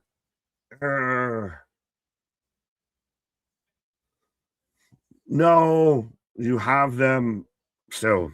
I'm gonna hold to my booking. You still have them in the multi-team tag match, and then you have that coming out of WrestleMania. That's like your Monday Night Raw after post-Mania match. Is Kyrie versus Asuka kind of thing. That would be maybe where I'd go. You've got enough meat on there, you can still hang it around a little bit. Pause. Wish it was me. Boston attack Jay. Bernard, what the hell? Did Chris block me over conversation? That's wild. I don't know. Y'all gonna have that. I still see all y'all, so y'all do you. As I'm in commercial break right now. But Green is great on commentary. Absolutely. Should she have come out during the AJ Styles tribute of just that old, TNA storyline, that reminisce? Tiffany on the Ozempic time. I ain't even going to touch that. If Boston attacked Jay, there would have been a smell of beer, regret, and anger over their local Boston sports team. Hey, Boston, he said it. He said it. I just read it. He said it. But, yeah, this is going to be interesting. Does Tiffany win this because she's going into the chamber? Asuka's in the chamber, so you save her a little bit. And do you halfway use this as an excuse as to why Tiffany doesn't win? But so far, Kyrie and Tiffany have been pretty solid. Cody Rhodes attacked Jay. We finally get the Cody heel turn. I mean, good on them. They started off that show completely out the blue of instantly this man getting loaded in an ambulance. And I don't know if you want to come up blue, loaded, or in an ambulance. Yeah, the man who's coming back like Mick Foley. Oh, he wants to go back up. Oh, he wants to go back up. Let's go. All right. From what I've caught, I mean, decent match. I mean, some athleticism. Almost botched on the over the top and almost botched on the drop toe hold where Kyrie hit the bottom rope instead of the middle rope. But other than that, it's been smooth sailing. Other than a couple hiccups, but yeah. a couple bumps. Oh. It is interesting because, I mean, Tiffany is still a little green still has to get her legs underneath her. Kyrie's a vet. Right. Asuka's a vet. They baited us in the thing and it was going to be Tiffany versus Asuka. They switched it up to Kyrie versus Tiffany. I like that they're giving Kyrie this match. I like that they're putting Kyrie in just a solo match. Let her do her thing. We love Kyrie. She can go. Right. I like spicy little Kyrie instead of, pirate Kyrie. This is a way more fun Kyrie. But I think that was what we were talking about earlier when we, walking before we run, and Tiffany's green, and then she's doing well, and then she tries to do a pop over the rope and almost catches her feet. Maybe not today. Just keep working on that. She's that super athletic of that. She's probably hit that before. Like, let's not forget that Tiffany kind of really came to fruition when they were doing the chamber in Australia, and everyone's chanting Tiffy time over everybody else. They were chanting that over Rhea Ripley, their fucking fellow countrywoman out there in that match. So for sure. I mean, ultimately, Tiffany's got a bright future. People get impatient, I know, but she's doing well. She looks good. Big back elbow.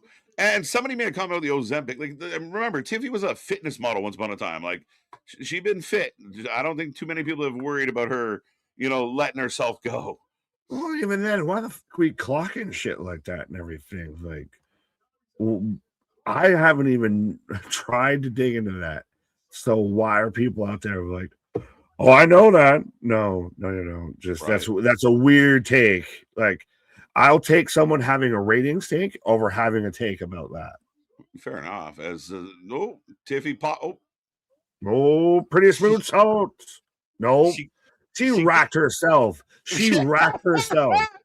I was about to say, did she? Yeah, she jumped a little early. She jumped the gun. Well, here, I'll jump the gun with this, but I'm gonna go rack myself here. Right. And just for those out there, I was on my pause. Now that I'm back, you guys are due a couple. I was a little delayed on the so far, so I'm catching up. How we doing on a Feel Good Friday, folks? I got Kyrie, I got Tiff, I got Asuka on the outside, I got Chelsea Green, and the shiny globes on the outside. Two count, matches I feel it. Let's go. Let me catch up on this chat. Sir Nicholas the Pickles. What the hell did she call Nick Aldis? It was something akin to that, Chris. I think WWE should have half their fan base. I think WWE would lose half their fan base if they tried to book Drew versus Brock. I don't think so. There's a large amount of the fan base that are still, find Brock. Like, Brock is very over with a big chunk of the universe. And Drew's been so good. I mean, I don't think they'd lose half their fan base at all, sir. Roll through off the Alabama Slam. Nice. Picking up the pace in this one. Serious question. I love serious questions. Two count, by the way. Would you rather, my guy, in the main event for Mania, Brock versus Drew or Punk versus Roman? Me personally, I'd want Brock versus Drew for a proper rematch from 2020. Nice throwback on that. I think overall, I kind of lean Punk Roman as far as what we'd get. But again, like I just said, I think Drew and Brock there'd be some existing potential there for sure. Two big bodies, hit hard. Drew take a lot of suplexes. And he's beat Brock before, right? Oh shit, big move on the apron. Tiff down. Asuka cheering. Kyrie down. Holy shit. No eat. John saying no eat. No eat. Eat is at a medical facility, folks. That took a hot minute to set up. KG, someone told me that Nick wasn't clicking on. Are we tattling? What happened? I wasn't here. I don't know what to tell you. Are we tallying? You know what happens to Stitch? Wow, KJ. All right, folks. You know what happens to snitches. Clearly, I just ruined the ending. Let's go. Do what Sean said. That's way more fun. We click on more chat messages than anybody else out there. So have a team meeting. We are snitches. Let's go. Oh shit. Tiffy pushes Kyrie off the top on Asuka. They bump into Wheelie Chelsea. As Chelsea about to cost Tiffy a match. Oh. Chelsea's trying to stand up in a wheelchair. She's yelling. Tiffy's yelling back. They're both kind of looking over their shoulder. And Kyrie gets Chelsea. Hey, ladies, stop looking over your shoulder. Find a signal.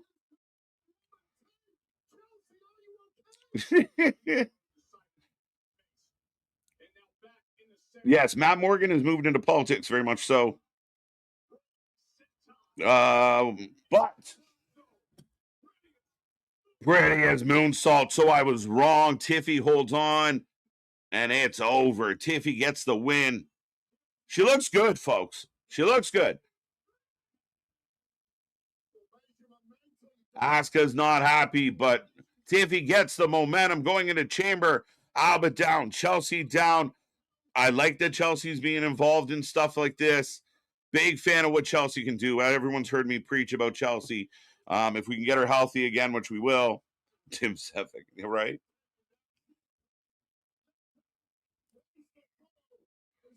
Because they're in a body business. Facts. KJ Nick, what are your favorite Elimination Chamber match that you have watched ever? It's the one that. What's the one that Bray won?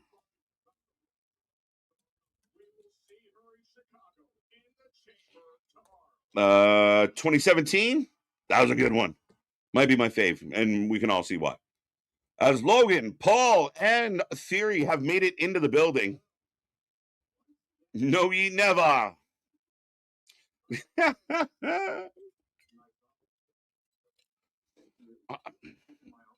Run it back, run it back. Thank you.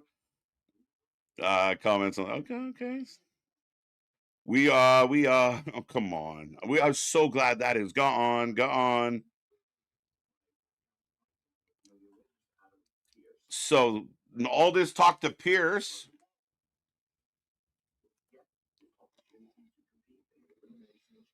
Logan Paul will get his opportunity to be in the chamber. If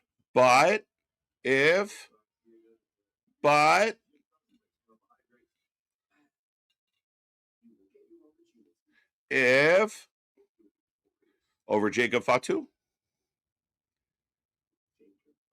There we go, folks. So Logan Paul, Jacob Fatu, 1-on-1. The winner gets into the chamber. Paul's not happy, but Logan stepping up, saying it with his chest. I got this. All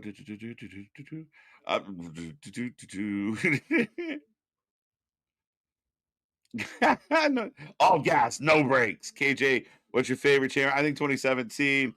I'm not. I put it out in the ether. It might happen now. Dale, what Dale say? On Ozempic because I'm a fat truck driver with diabetes. Well, I mean, are you my dad? Are you secretly my dad? What is happening? Again, if it helps, it helps. Noobs and big. Oh, MDB killing me, Smalls. Let's go. As I do have the Miz coming out for the next match, folks. And I will take a second while we're getting entrances. Remind everybody, as I said earlier tonight, thank you for letting us hit the 3 million views mark. We're pretty pumped about it. We're feeling good about it. And we got nobody to thank but you guys. We also have a whole bunch of merch out there. We dropped pants. We dropped pajamas. We dropped aprons. Let them cook. The Let them cook aprons are now officially on the website.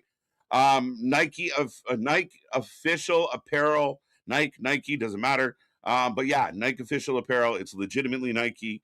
And it's our logo on it. So we're pumped about that. There's so much. Travel mugs, wine tumblers. If you're a wine connoisseur or you have a lady friend that likes to get into the Marlowe. So go check it out. Go check out the merch link below. We got so much cool stuff on there. More coming your way. We're gonna have mouse pads. We actually put backpacks, gym bags, notepads coming soon. We're going ham. I told you this has been in the works for a long time. So for those who are patient, I thank all of you. But tons of new merch, dry fit, basketball jerseys.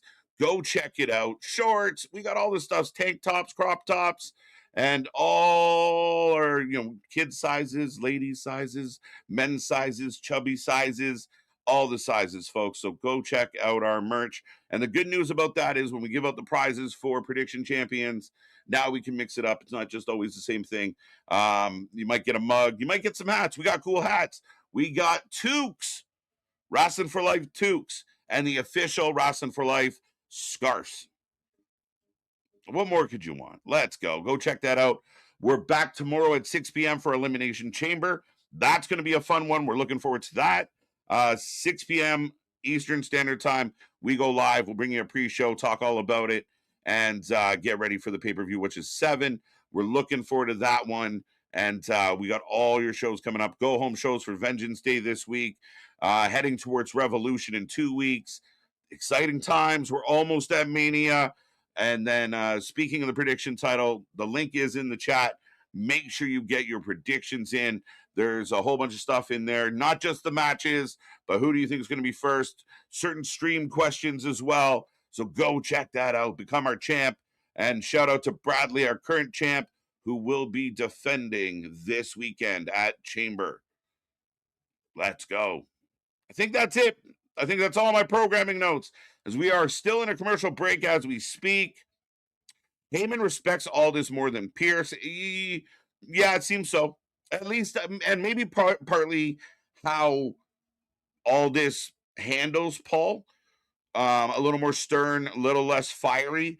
So Pierce gets fired up. Heyman kind of gets back at him, right? Has that fire in his belly as well.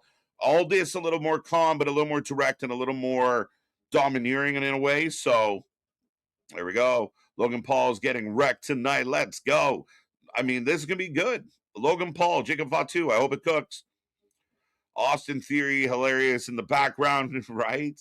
Jacob's going to murder Logan. One could hope. Hulk Logan versus Jacob Fatu. Let's go, Jacob Fatu. Ridiculous. So close that poll up. Y'all gotta remind me when I leave a poll up. Pause. Miz, how you doing? All right. Yeah, that's coming up next, right? Miz and who's Miz fighting? Oba. Miz versus Oba. Up next. Long ass commercial break. Who are we looking for? Oba. So who's going to win and why is it Oba? We know why we're booking these matches, so they're just shits and giggles. But, yeah, seems pretty obvious. Anybody taking the Miz? Oba Femi for the win. Oba Femi for the win. Oba Femi. Was Logan trying to be a vampire? And looked like he was trying to do it, right?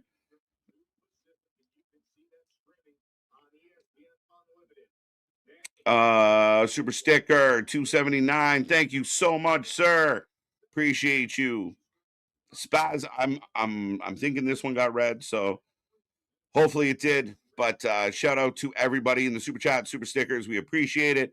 Remember, that's your bonus points to become the king of the chat or queen. So get in there, get your chat messages in. As tonight, Jacob Fatu, Logan Paul, impromptu. You heard me. The 2040 vision looking desperate. Again, it's interesting. And you know, it's unfortunate because you wonder what the original plan was. Speaking of unfortunate and desperate, but yes, at least we're gonna get the ruler out here. But yeah, you had Seth get hurt, so they had to pivot. Then Braun gets hurt, so they have to pivot. Then Bronson gets hurt, so then they have to pivot. You're going through like bifocals to trifocals to, you're looking like Doc Ock out here with so many fucking glasses to see this vision, my guy. Right. Don't worry, I got you, bro. I got you. Smoke break, let's go. Oba Femi on the way out. Did you see? I shared it on Insta, but even, moms and pops are out there, rocking with the ruler. Right. Why this match? Because we're getting Oba over. That's what we do when someone's new. You let him come in and beat the shit out of them. Motherfuckers. This is when you know of how long you've been watching wrestling or how much you actually followed through with wrestling. Because do people forget Brock Lesnar Goldberg. Same shit. We've done this formula 1,000 times over. Yeah, like Hugh Morris. Like, yeah, we remember. Your name is Hugh. That's still my favorite. That's where the what originated for me. What? That is funny. What? That's humorous. What? Right. 100% of the chat is taken over. I'm going to close this poll because it's not going to change. Not at all. I mean, good God. You just sounded like the Sports Center. Not at all. Not at all. Not at all. We're going to do that as a new sound effect. Not at all. Not at all. I don't think so. That'll be the theme song for the Dirt Sheet debate. Not at all. Not at all. But I mean, honestly, Obafemi is out here. I just smash motherfuckers. That's it. Like, and I don't. This really, it like burns my boil. Pause. It makes my blood boil with people. Well, why is he out there wrestling The Miz? Why is he out there wrestling Rusev? What is he building that up? Because these are people we can just smash through, and still they have a name. Right. So Miz grabbed the mic and Oba stole it. Now Miz got another mic. It's going to be over 1 minute because this shit's happening. No, well, the bell rang. God damn it. Yeah. But even like him with Kit Wilson of Reed got over. Yeah. Reed, another one. Like, and another one. Oba is Brock with a personality of I will smash you, but I actually I don't need a Heyman because I can talk. Yeah. Oh. See, this is why you put Oba in the ring with Miz. Without Oba touching a mic, Miz gets the crowd to chant Oba's name. It works. Yeah, because he just gets to be the fucking great white that's there playing with his dinner at this point. Right. And Miz is the great white hope. Just just there. No, don't you say that. Just hanging on. Just hanging on. I want to see Oba destroy everybody. All right, don't take forever on this, guys. Let's go. You mean my Undertaker?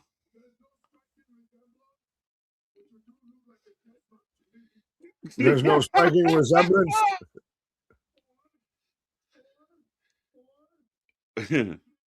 or second option, third option.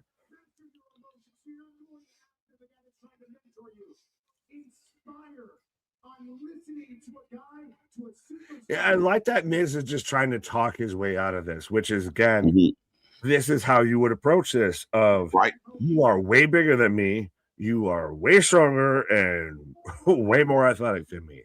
So let me try to calm you the fuck down as much as I can. Right.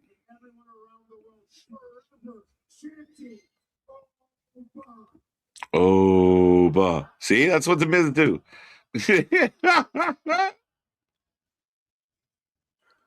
But it works because he's getting them to cheer for Oba, even though he's supposed to be selling of why I'm chicken shitting out of this match. Right. But it's good, folks. And the segment's going back. It's getting a bit long because I know we're about to wreck the Miz real quick, but at least we're getting a showing of Oba's personality coming out for sure. Kind of funny. It's kind of funny. Oh, okay. The Miz doing the Ric Flair strut meets Obafemi. Yeah, he just whited that the fuck right up. Son of a Caucasian. White people. Stiff as a board.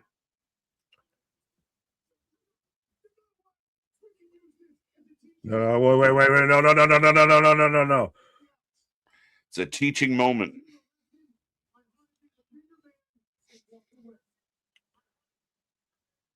He's a bigger man and walk away. Sup, Anthony, buddy?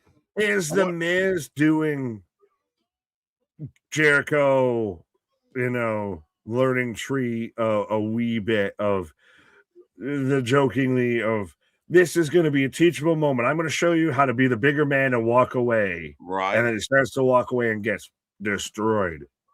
It's kind of like what Jericho could have been in a way. And I know people, but like, as you just punched him in the gut.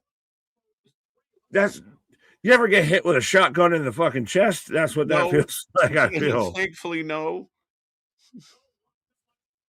Oh, Whole yeah, that skull. didn't work. Oh, that's such a good even shot of that. Oh, just fucking.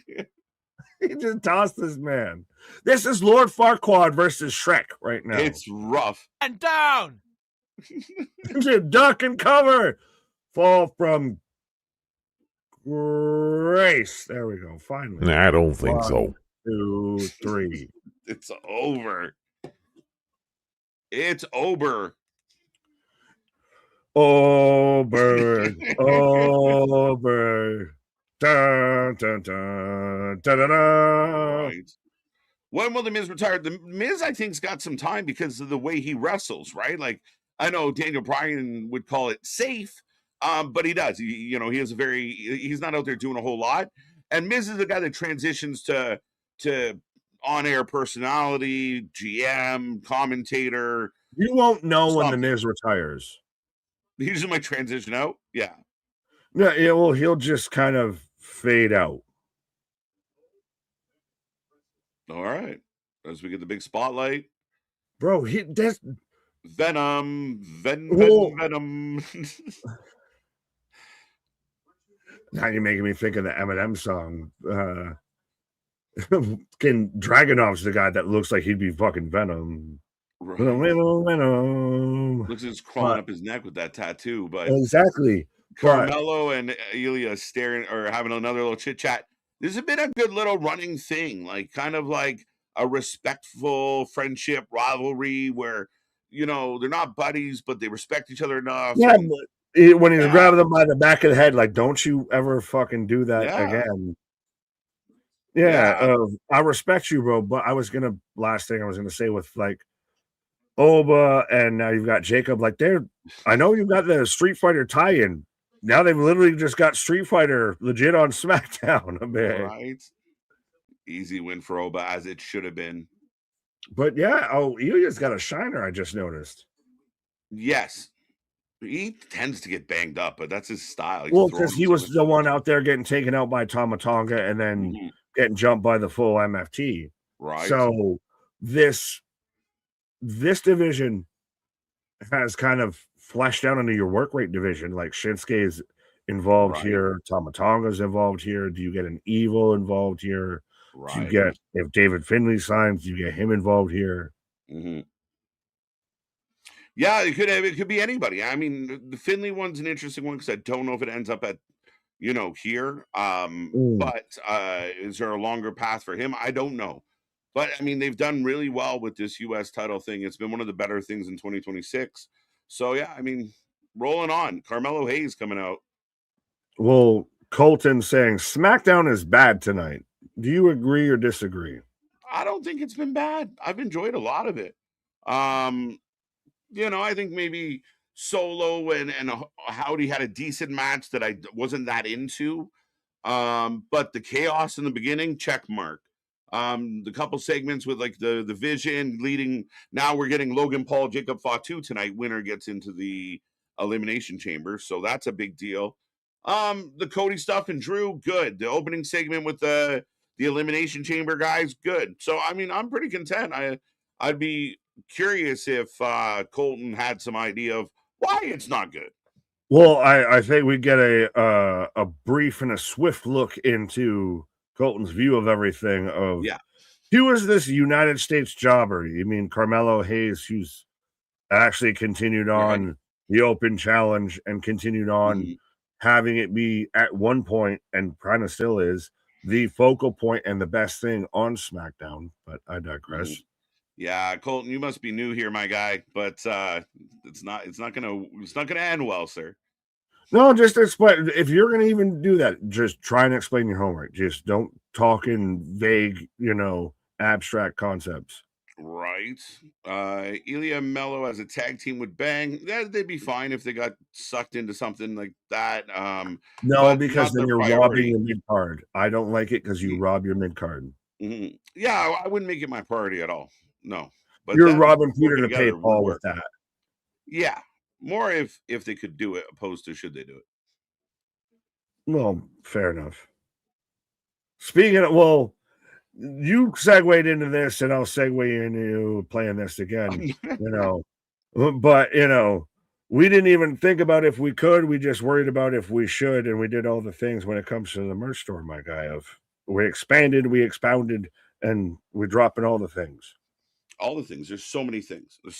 Go check it out. Go browse hats, toques. For those who are still getting winter, toques are now available. I heard you call them toques, and I was like, okay, I'm allowed to call them toques too, because Absolutely. no, because around me where I grew up, they were called that. Everyone else, it's a winter cap.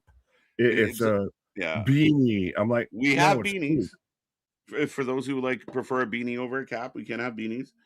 We're working on more. I know we talked about other jerseys and stuff. We're working on it. It's one thing at a time.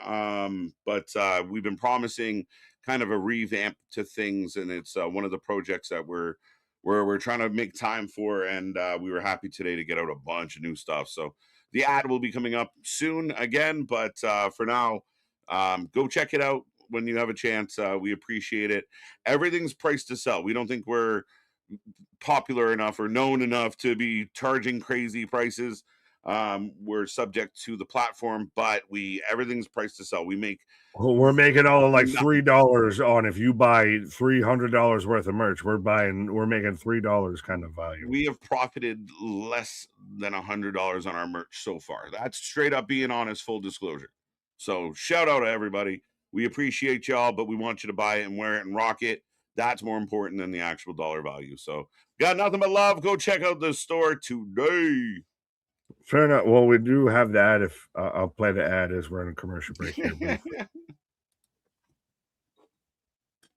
I didn't even realize I clicked the wrong thing. So who put you in charge?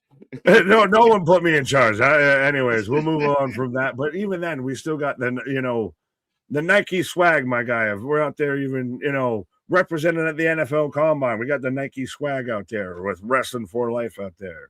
Right. So this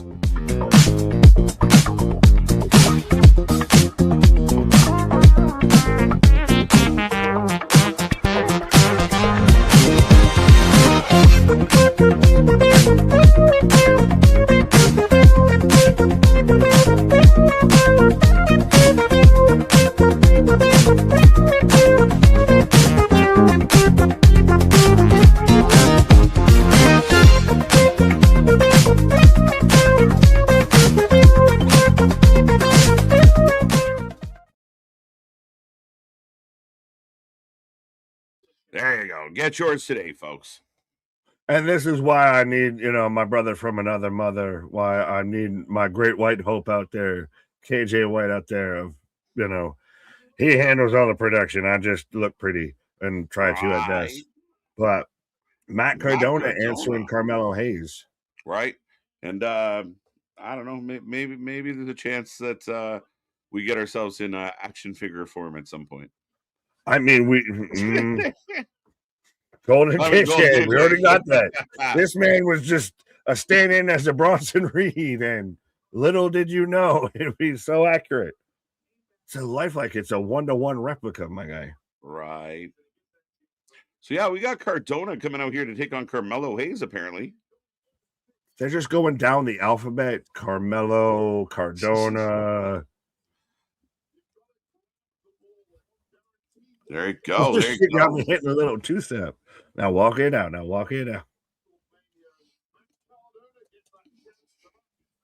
Getting a fanny pack, but for real, you need that fanny pack in your life. Trust me. That's how you keep all the essentials out there, especially you're at the conventions, your shows, everything.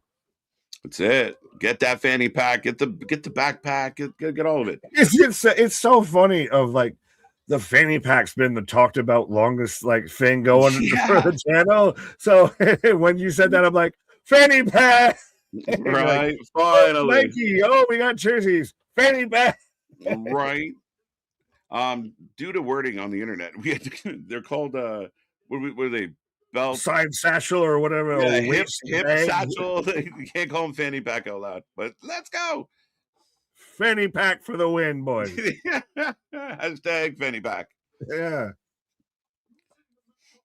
We're slapping hands, so show Right. respect between Cardona and Carmelo. So babyface be the Right. babyface. Let's go. Let's go. Do Carmelo. you have a title change here, or are you like I in remembering that Matt Cardona actually still works here?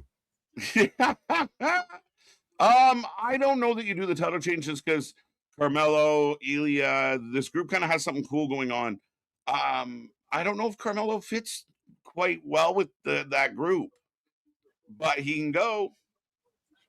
I think Cardona slots in. I mean, he was the IC champ. He was, that's what he got over. He's always been kind of the mid-card guy, but Right. it's one of those literally they've halfway used him, so I forgot that he still legitimately worked here. But if you slotted him in, he's not a bad shout at all. I mean, guy He's can gonna go, give you a guy good can work, match. guy's got fully a look and a personality. Yeah, he's gonna give you something good for sure. My grandma called it a fanny pack. I'm gonna call it fanny. Well, we know Big Mama be saying some craziness sometimes. So shout out. And your grandma was called Fanny, but that's why she called it a fanny pack. But yeah.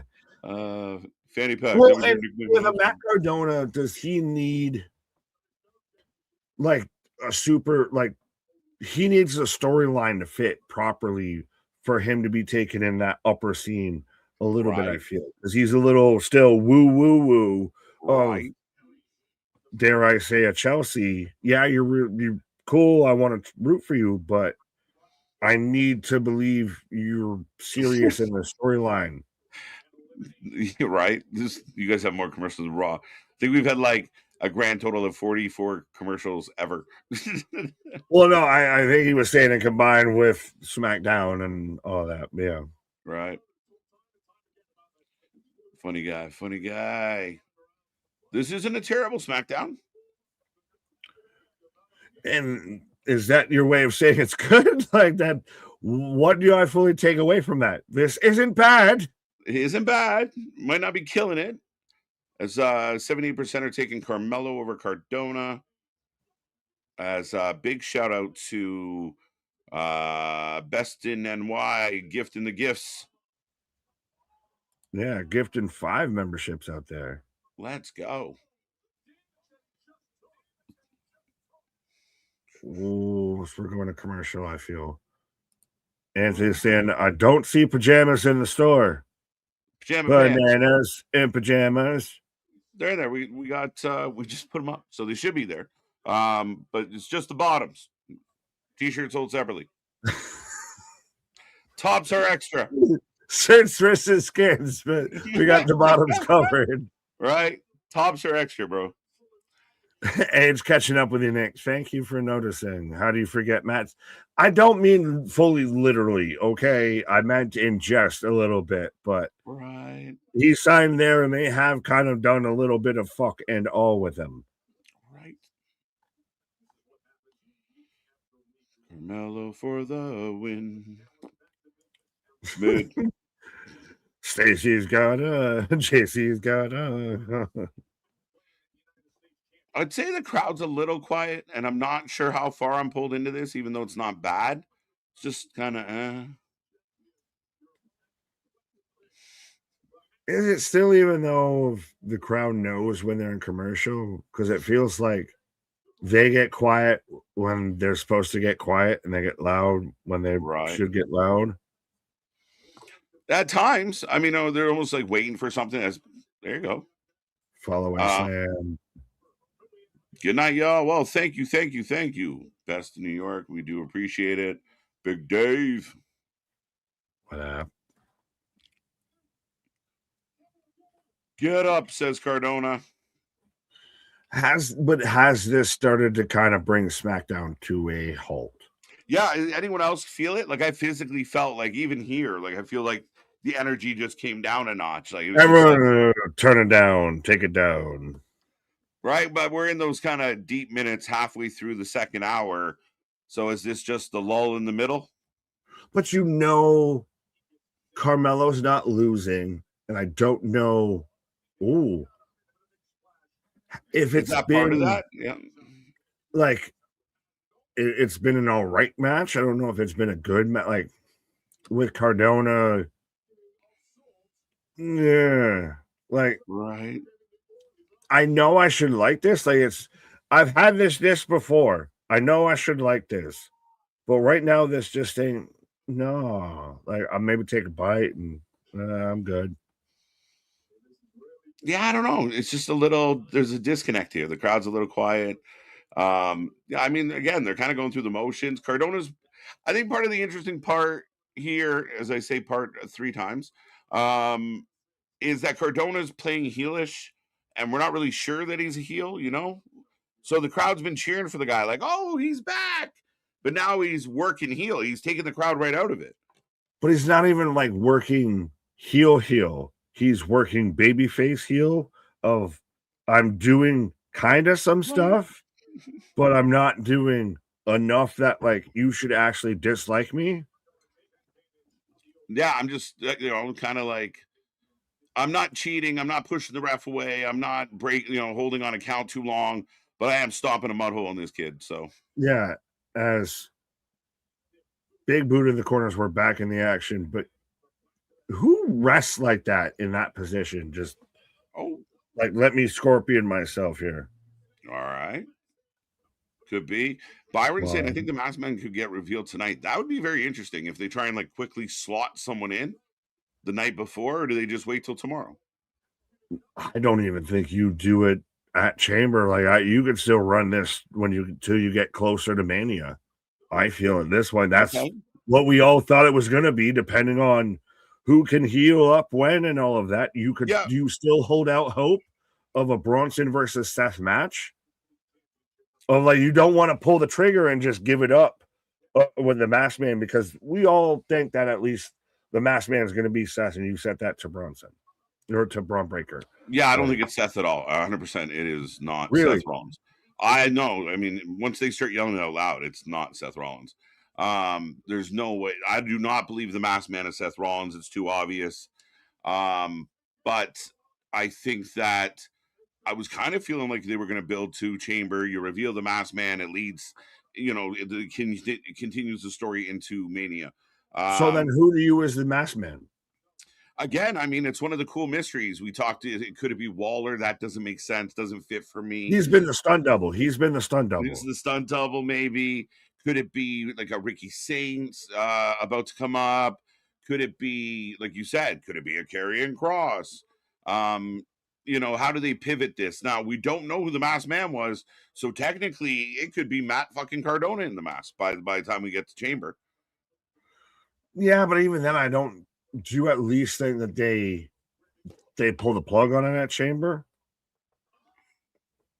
Pull the plug, or I just get it? Do they announce who the masked person was? Do they like when do you wrap up who the masked person is? I think I was expecting a reveal. I was expecting a reveal at Chamber. I don't know if they were going to head another way with it, though. I don't know if they were going to back off from that. I don't think, they were going to do it. I didn't think we were going to get a reveal at Chamber, but I got a 2 count. Dose. I still don't even like the fucking box reveal we're going to get at Chamber, but I digress. I'm still, what's in the box? What is in the box? What's in the box? Everyone's just been watching 7 out there right now.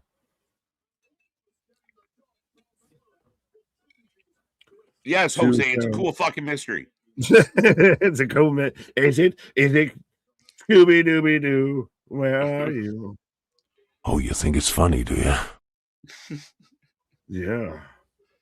What is that? Idris Elba? Did you pay him to get the fucking... That was Clint. Eastwood? Pardon?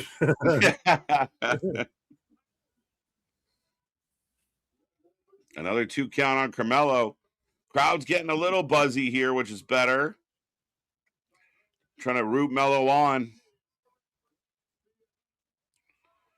Is it because you're waiting for Cardona to actually like go heel?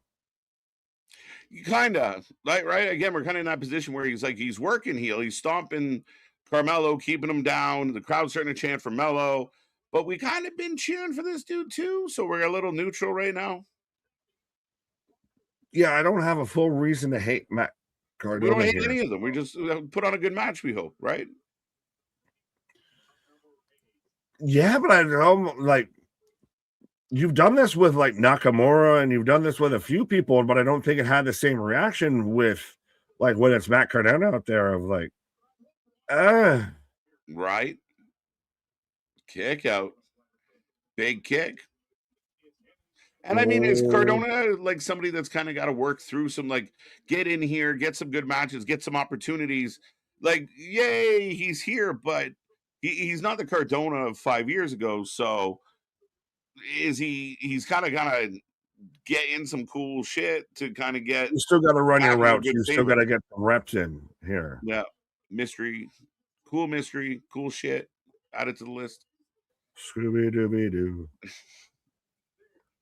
Carmelo just jumped into nothing to pull back. Oh, Rope Rider.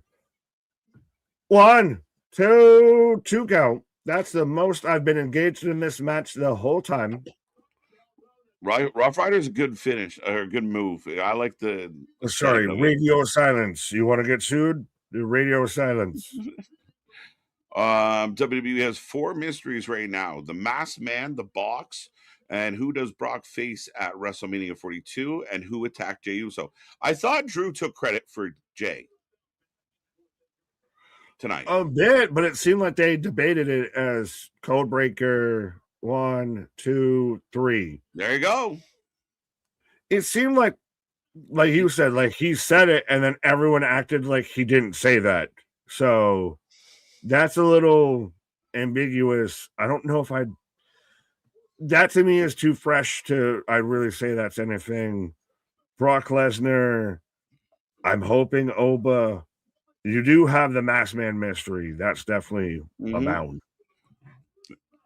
It's up there, but who will step up? I mean, Brock, challenging Brock, not just anybody can do that. So it's got to. Would they do a Royce? What? Could it be a Royce? No, you give it to Oba. Give it to Oba, eh? Oba smashes Brock, and then Brock goes away. Brock comes back and acts tough and beats people up for a little bit. We got the box. Now there's just a crew around the box. Oh, we've got the ESPN lemonade stand again. The ESPN lemonade stand. Well, this is, hey, 1 little, 2 little, 3 little jobber, 4 little, 5 little, 6 little jobber. I haven't seen you in a week. I haven't seen you in 2 weeks. I haven't seen you in a month. Where is Santos Escobar, by the way? Remember how everyone made a big fucking deal about him resigning? Triple A. He's killing it. I need a AAA fucking microscope to fucking find where he even is. He's on AAA right now. Watch the show. He's right there. Doing what? Doing what? Killing it. He's in main shit right now. He just made a big pop. Everybody was just talking about him. Yes. He's good. He's living it. Loving it. Living La Vida Loca, says Christian. What? He even put a mask on. Oh, he's back. Oh, he's back that way. Our truth out here. Yeah, so our truth is just, again, being the sales pitch for ESPN of how you can get your way to watch Elimination Chamber besides watching along with us tomorrow at 6:00 Eastern Standard, as Johnny Gargano just getting wheeled out fresh off his tracheotomy. This Johnny thing's starting to get to me, and like I don't I kind of don't mind it. Johnny planking. He just had a backiotomy.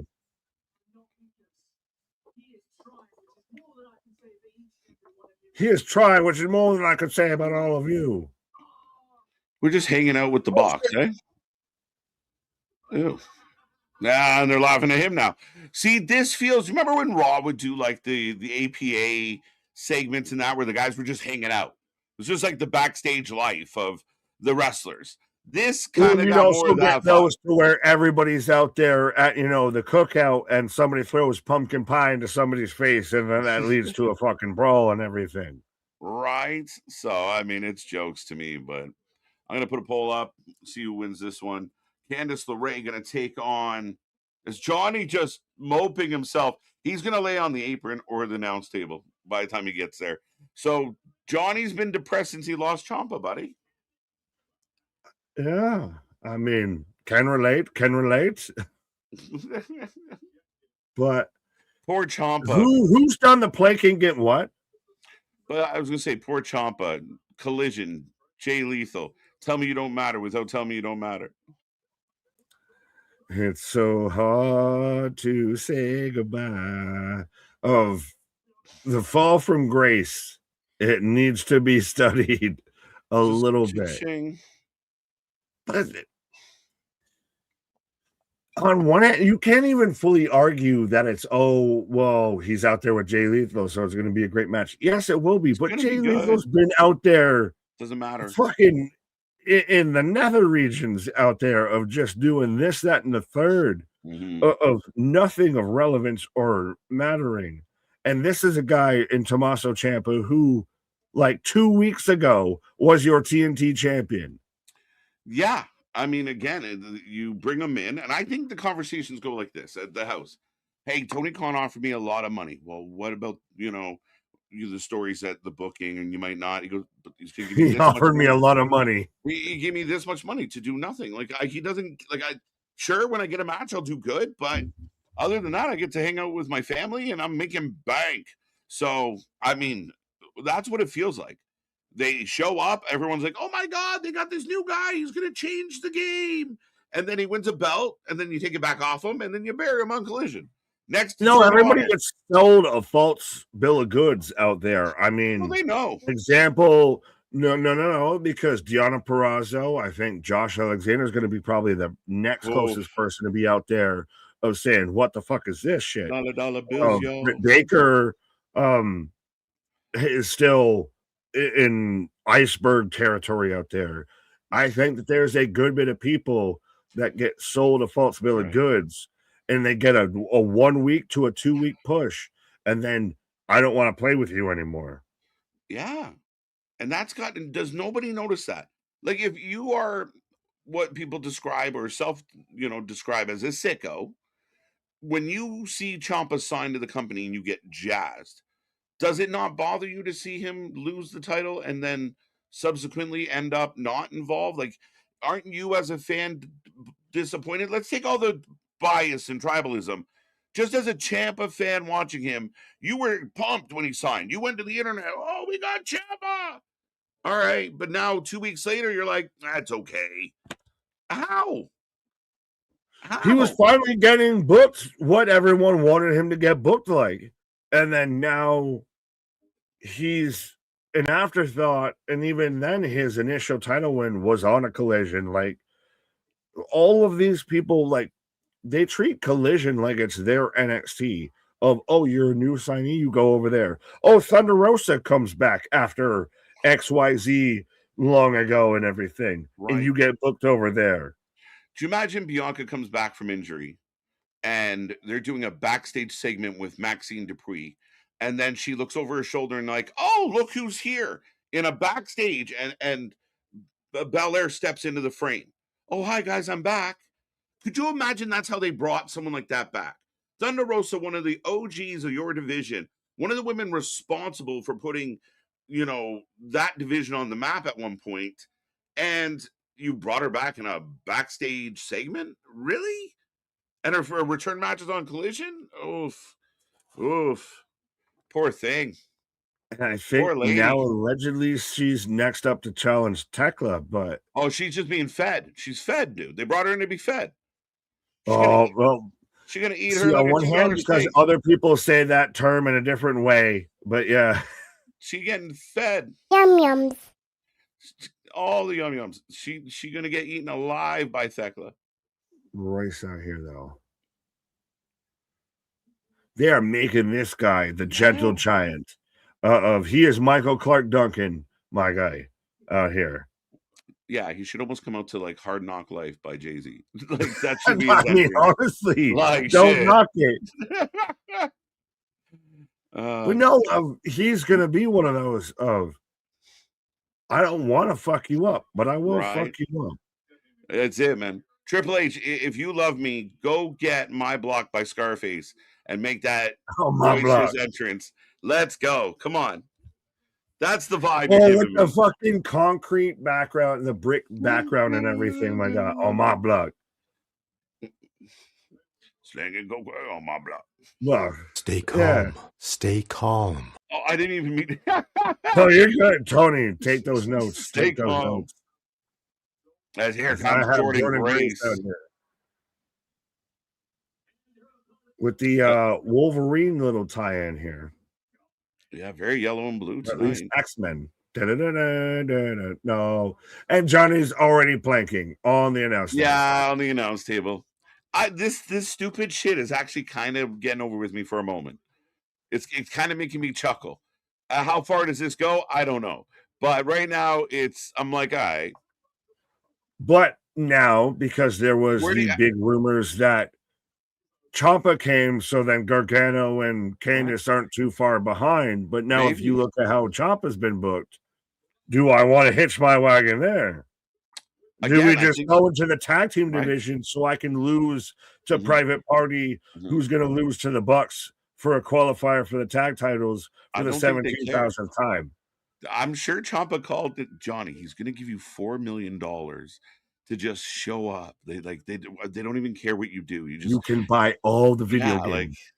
Like I think that's what the talk is. I think that's how it goes. I think everybody knows right now. And again, he's become the money mark that MJF said he was.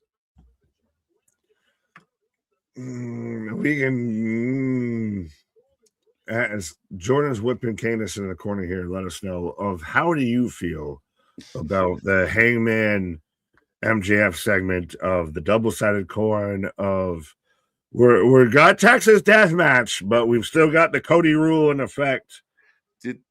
Did Tony Khan and the crew not watch the previous episode of Dynamite? Like, I feel like I wanted to, I wish I could have thrown up like previously on, and they just did the exact same segment, but this time there was a coin. Like they said the same shit to each other. The whole thing was silly, and that's where, and I say this, and I kind of preface it almost every time, but that's where I feel like the show's being written for stupid people. And not that if you're a fan, you're stupid, but they're treating you like you're stupid by putting this kind of, it was just silly. MJF, it looks like a putz again. The bad guys look like morons, and the baby faces look like pussies. It's fucked. It's weird. What is the optimal outcome of, so if Hangman wins in his stipulation, after he won over on the heel with getting the stipulation that he's now a champion, MJF's title reign comes to an end as it briefly started, or MJF wins and now Hangman, who's been your kind of latchkey babyface that you've built a bit of your promotion around, can no longer challenge for your world title, a la Cody Rhodes, who went to another company shortly thereafter. He got, dog marked with this stipulation. Yeah, I mean, it's a tough one. And here's the dilemma, like you said. Where do you go? Where do you take the story if it feels like Hangman's going to lose, but this is your way to protect Hangman? Priority one, it feels like in Tony Khan booking is how do I protect everybody? That's what it feels like. So if MJF is to beat Hangman in just a straight up match, well, then Hangman sucks and we buried him. So we'll put this stipulation in, but you stack all this on the babyface, it feels almost like he has to win. Or what was the point? Oh, you very much have, cross-face chicken winged your shit into this. Right, a little.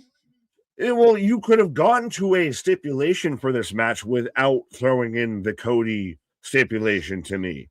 Of the Cody effect is to me a nuke on a character of that person is done. at that point, you cannot use them anymore of you are crippling and kneecapping that person from ever being really involved in your main event scene ever again. Because you said they can't challenge for the world title. And I know I've heard some people, oh, well, he'll just go back on his word and that makes him a heel. No, that makes him a fucking idiot because No, but he it should also have makes never the even put it company on the line to stupid. begin with. No, but then again, the heat lands on the company because the company lets it happen. You're not Yes, mad at that Paige. too. So there you go. Grace gets the win. Sorry. Oh, as Grace lets out a big old fuck. She came down hard on the back of her head. Oh, she Instagram Johnny back just left his wife. Johnny Gargano has left his wife. He's so sad. Lonely. I am so lonely. I have nobody for my own. Poor Johnny. Poor Johnny. But imagine how you feel as Candace of this man's more heartbroken that Tommaso left than if I left. Yeah. Please bury Hangman. You're in a tough spot here with this. That segment though, they ran back the exact same segment that it wasn't necessary. There was a way cooler way to do it. There's better ways, more mature ways to handle this business. And I keep saying it. It feels like the guy booking the show is either immature or thinks his fans are dumb. As here we go, Nick. This was your Christmas wish. I mean, I'm not exactly opposed to it. I still think that you got Big Mommy Cool, and again, she's somebody that can eye to eye with Jade. And I like that they might be doing, the whole Charlotte versus Jade. They've stared each other down X amount of times. That's Emma Frost versus Storm. These two will not go away. They're like a pain in the fucking ass. No, they're just reminding you that hey, we're still signed here. Hey, we still work here. Leave this lady alone. Like, what are you doing? Go away. But that's it. That's been the only thing Jade's been doing this entire time. Think about it. Jade had no real title defense or any major challenge to her title until about Jordan Grace, which was last month started. Right. So it's all been B-Fab and Mission and all of that. Yeah, it just keeps going back there. But up next, big tag title match. Yeah, Bad and Bougie versus Rio. Bad and Bougie. I still like Lash Potatoes. No, well, I still think Lash is the star out of the group, but right. Yeah. Johnny sit up. That's not how they easy win. Sorry, go ahead. No, you're good. Easy win. Jesse up there saying it's packed in her. Yeah. We got about 80 people. Let's see if we can get triple digits out here. Yeah, we got lots more coming away, folks. Don't forget Elimination Chamber tomorrow. We're looking forward to that one, 6 p.m. It's going to be fun. We want to blow it up. The Saturday streams are always crazy, and we go live early. We know when we start. We don't know when we're going to finish. And we got all your wrestling coming up, Vengeance Day, Revolution, WrestleMania, and so much more, folks. Be a friend, tell a friend. We just passed 3 million views. We're heading towards 10K subs. And we got so much we're working on. Go check out the merch store. Go check out the channel. Go check out our socials, as we appreciate all of you for being here tonight on a Feel Good Friday. Absolutely. Well, we're in the holiday season when it comes to pro wrestling out here, my guy. Everybody else has their, the Christmas and the New Year's and everything. We got the Royal Rumble, Elimination Chamber, and then WrestleMania out here for our holiday season. Yeah, it's going to be good. It's going to be good. We're on a commercial break. We're getting the women's tag title. We will put a poll up, and I will return in a moment, Mr. Nick. There you go. It's your boy, Sam. What up? What up? Rhea Ripley versus Sky for the win. Rio retains. Lash and Nia for the win, says Keyshawn. It'd be interesting if they switch it up. If they switch it up, does it get interesting? Could you even switch it up and still get the tag match at Mania of you have them drop the belts? You think Rhea might win and still she don't win? I like that so much. Feels up in the air right now. Men's, women's, all of that across the board. I know on one hand, everyone wants to point out of, oh, well, the WrestleMania tickets aren't selling so well. Well, they aren't moving at this pace of, oh, did you see how many are still available? But I also like that everything's still up in the air. I will admit, they probably have priced themselves out for a lot of that. And this is going to be finally where they have their reckoning a little bit. And maybe they still have to realize maybe we have to drop prices for people to start buying certain bits of these packages. But I do like that. I don't know, outside of one match right now is the only thing that I can definitively say is going to happen at WrestleMania 42. That to me is what I like. Of everything still feels a bit up in the air because we're still over a month away. What's in the box? What's in the box?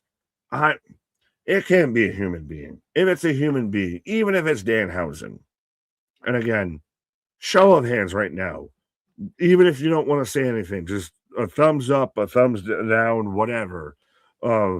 If you would be excited if it was Danhausen that popped out of the box, if you would even know who Danhausen is. And that's, I think, part of the issue. It needs to be just an inanimate object. It can't be a human being. This isn't Acme. It doesn't have Fragile. This isn't a leg lamp on the fucking thing. This isn't even Jim Cornette of whatever comes out of a box, it's over. No.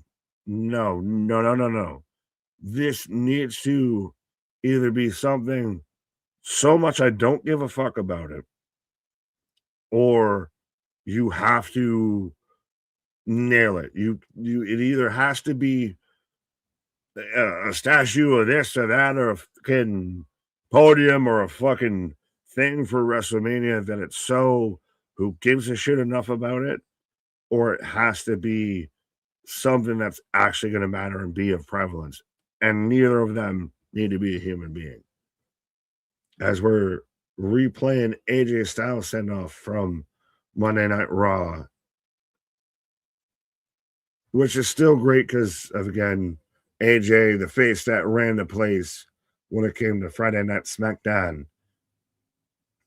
But it is interesting, and I know that this has been, I'm surprised this clip didn't get as much traction as I thought it was gonna. AJ even saying how WrestleMania's lost its luster a little bit. So we'll see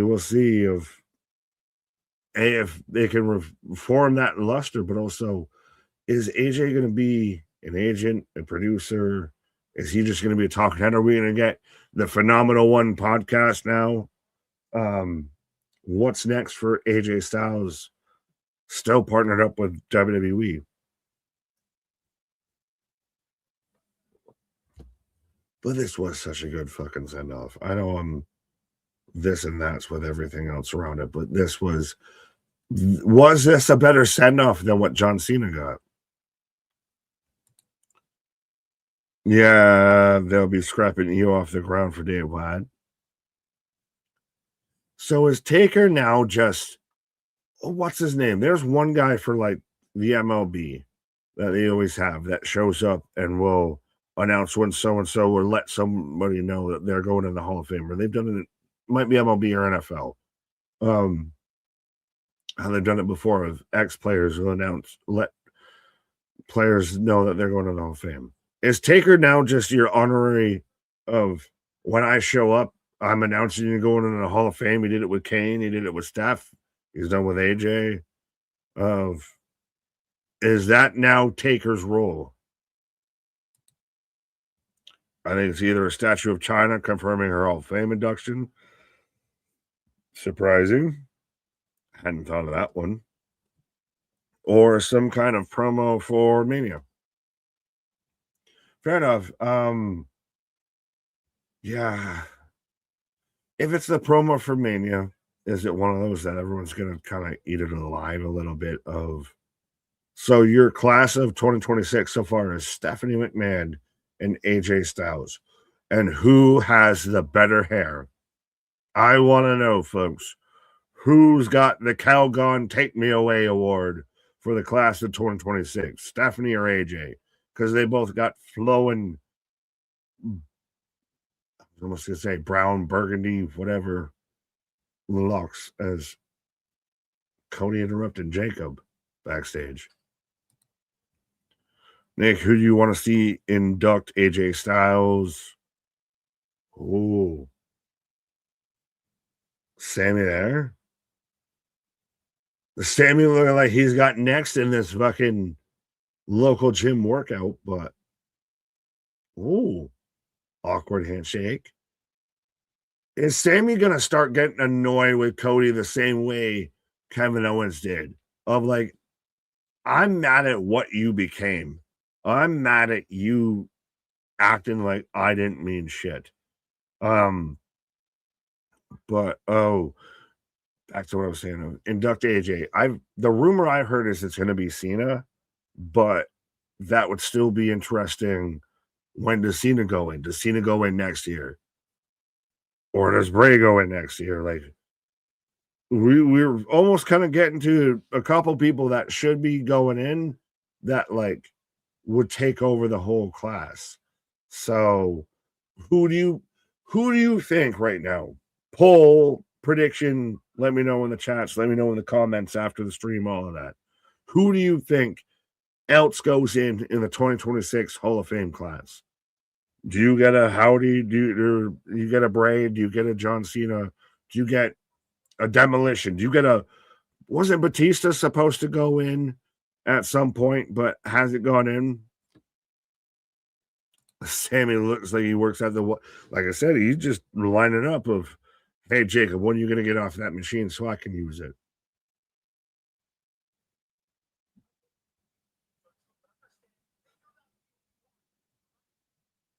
Sammy getting in Jacob's face of, understand you're not the only one. I like that.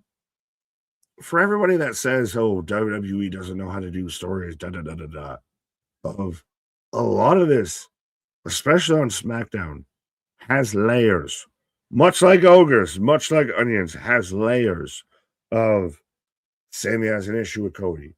Cody has an issue with Jacob. Sammy and Cody, or Sammy and Jacob now have an issue. Like, everybody's got an issue with everybody.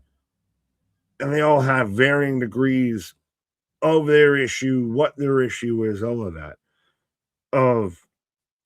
That's a thing that's a lost art, I think, in modern pro wrestling, is that from top to bottom, from the guy who opens the show to the guy who closes the show, of somebody has some bit of a story going on. All gas, no brakes with it. Yada, I mean. Absolutely. Boston. Oh, so now Sammy is detective too. That's a therapist, volunteer firefighter, and Nosy Nancy. He is the moral compass. He does with this shirt. He does look like he's like works for your local fucking fire station.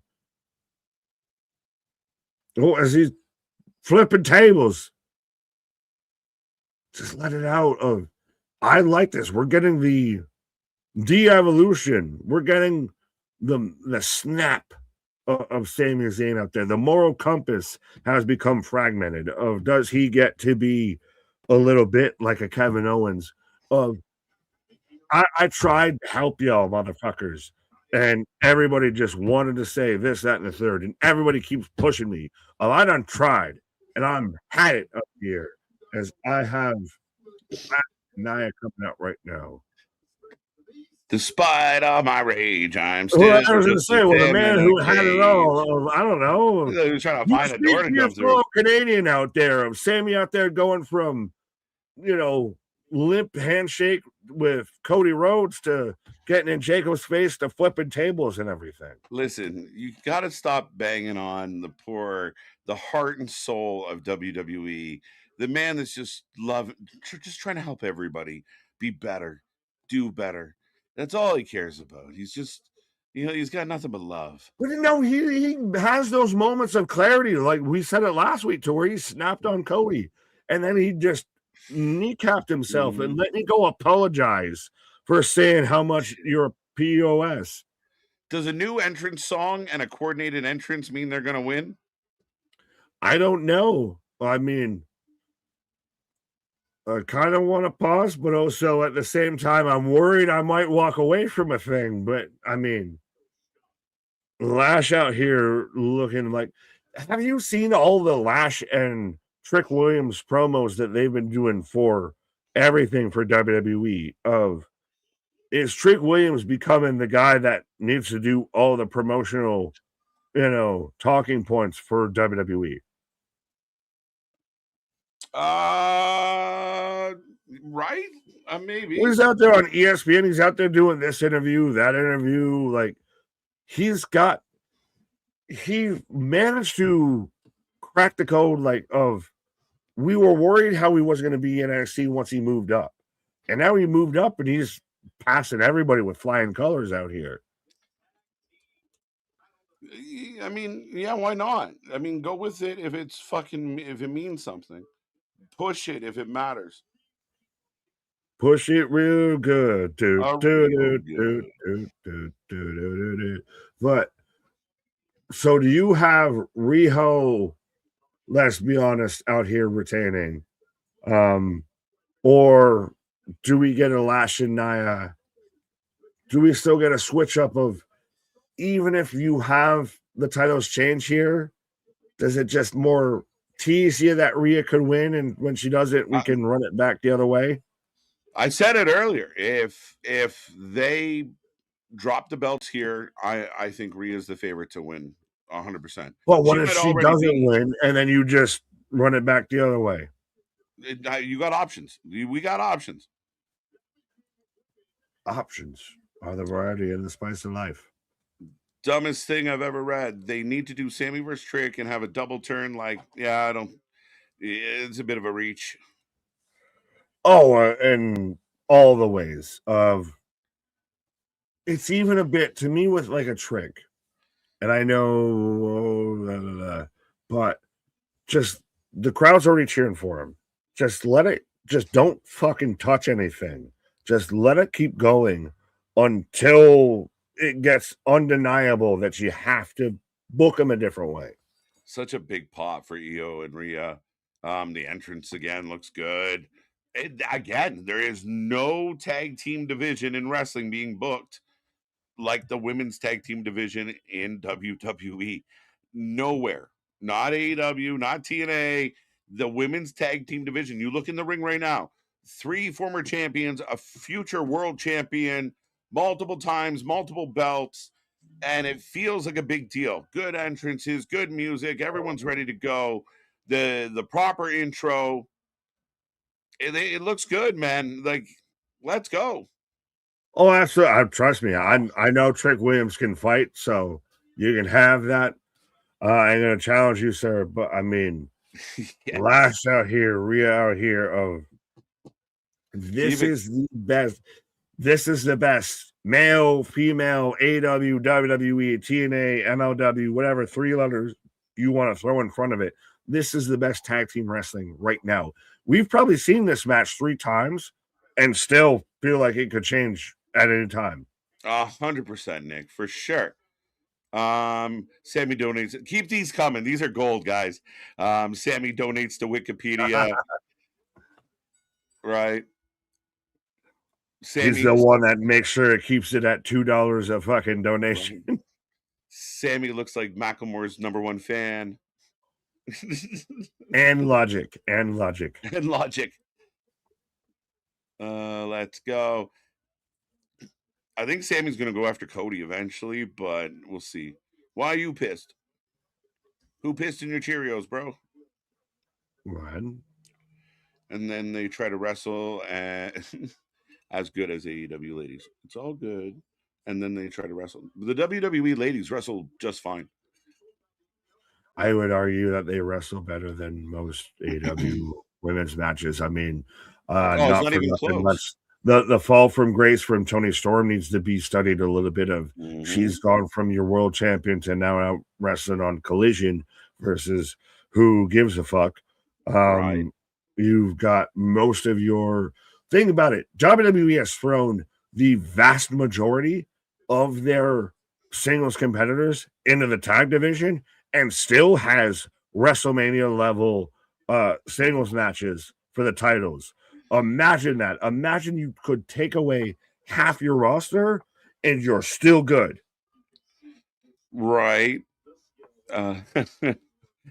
Sammy Zayn looks like the hall monitor with a sash. Sami Zayn looks like he's always the DD. He's the Uber guy. He's the Lyft driver that wouldn't have thrown Darby Allin out of the car. Right. Maybe Boston. Maybe. I'll give you that. There might be parallels. Similarities. But then it only helps when the other guy returns, though. Think about it. Right. As we go to commercial break right now. Which one? What? Men's in WWE. As of late, I mean, there's a hard trend of that. Well, I don't think that's a hard trend. I think that's gone all the way back to even when we had Evolution, when you had Naomi. That was one of the best things going in WWE, period. I think that's been kind of the forefront a bit of NXT's been lock, stock, and barrel out there when it comes to being led by the women's division, I feel. The women's division is something to really hang their hats on. And I know, like I said, the minute go watch Dynamite from this week, watch the women's content, and then watch NXT. It's not even close. And then we're getting matches like this with the Kabuki Warriors, with Rhea and Io, and the whole division's been good. Even Rox and Raquel were good. Like, it's been so strong. Can you name, well, I think you kind of even almost did right there, of name more like top 10, challengers in the women's division than you can in the men's division right now? A wee bit. Right. Sammy's friend is Dwight Schrute. I got it. Took me a second. I mean, again, I think the booking's been there, the stories have been there, but it's competitive in ring, which is fun. But I still think it's a testament of they've taken a Charlotte, of a Rhea, of everybody that got thrown into this blah blah blah Hogan, narrative and everything, and thrown them in the tag teams. And now you're cheering more for the tag teams than them being single competitors or anything. Mm-hmm. Yeah, I mean, it's done well for the people that are always around the belt, that some people have been, pissing and moaning about. Well, this is one way to kind of get around it, keep them busy, keep them in a mid-card situation. They've built up the mid-card. They make it watchable. They make it strong. So, yeah, ultimately, that's what you get. Yeah, and I'm going to go search and find to see where Monet ends up in a tag team out there with her, championship struggles. Right, there you go. Nick taking a pause for the cause. We're on a commercial break right now, folks. And Rhea Helmsley wins Chamber, then it's all set up. I kind of think if Rhea drops the belt here tonight, that's what's going to happen, for sure.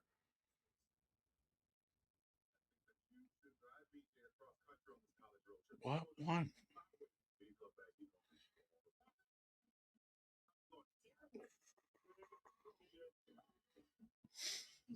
I don't care anymore. Sammy always gives to charities when he pays it.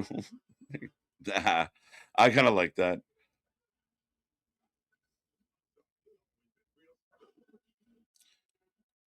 Let's go. Sammy stealing the Brooklyn Brawlers look. I like that one. Where did someone say Sammy? Where was the other one? There was some blasphemy on Sammy. I wanted to call it out, but I missed it. So does Monet just have all the titles? Are the promotions just title lists? What a cluster. I don't know that she's given any back in her absence. She's been taking a break. So, yeah, I mean, ultimately, she has all the belts that she left with hostage. I believe anyone out there can correct me. Sammy. Sammy still uses G Willigers.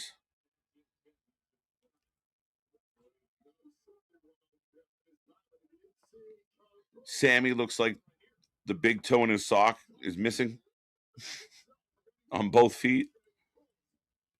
Rhea wins Chamber. Does she get a title? And then what? I don't know if she gets the title, but maybe just the fact of if you go. I mean, again, we still have the potential of Charlotte. We don't know how this is all going to roll out, but let's assume it's Rhea. You do have that chance for Jade to beat someone of a very high profile, right? If Jade goes and has a really good match with Rhea Ripley and beats her, it's a big feather in her cap. So, yeah, I think that's where it could be. Flabnabbit. Gosh darn it. As here comes Rhea. Here comes Nia. Couple clotheslines. Nia fires back, misses. And Rhea to the body. Up goes Rhea. Down goes Rhea. And shots. Clap in the chest. And there you go. Springboard Hurricane Rana. Slides under latch. Kick up. Rhea definitely showing off more athleticism as of late. Last couple moves as example. Rhea to the top. Big drop kick. 2. How we feeling out there, folks? You feeling good? Make sure you hit those little reaction buttons. Let's see those emojis jump. Click them as much as you possibly can. Let the algorithm know your algorithm. That's the chat's fault. But yeah, let the algorithm know you're having a good time. Jade vs. Rhea is a dream match for some of us. Yum yums. Oh, the yum yums. I mean, in a big way for sure. Yum yums. Again, and if you want Jade to feel like she's at that level, you got to put her at that level. You got to throw her in the deep end, sink or swim. Can you do it? 44 a tie, by the way. What a great vote, guys. 40 for Rio, 44 for Nia and Lash. Nobody gets 11. So tie. That is one of the rarest. As up goes Nia, down goes Nia, power bomb. And we get a big 2. The crowd's into it. And this is quickly becoming the match of the night to this point, folks. Liv versus Roxanne Perez is going to be good. Roxanne Perez, because she's so young, she has there's matches that we're going to get from Roxanne in the future that are going to, I mean, I want to see her wrestle a lot of different people. Big fan of what she can bring to the table. Jorge, out of both Royal Rumble winners, who do you see winning at Mania?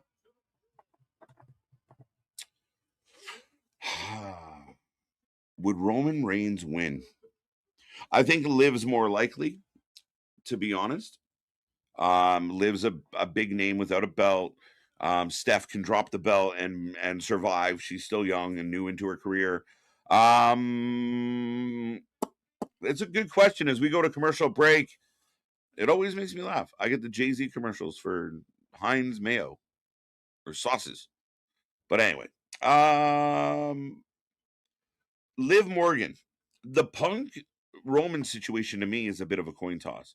Anyone out there say you feel like WrestleMania is a slam dunk for Roman?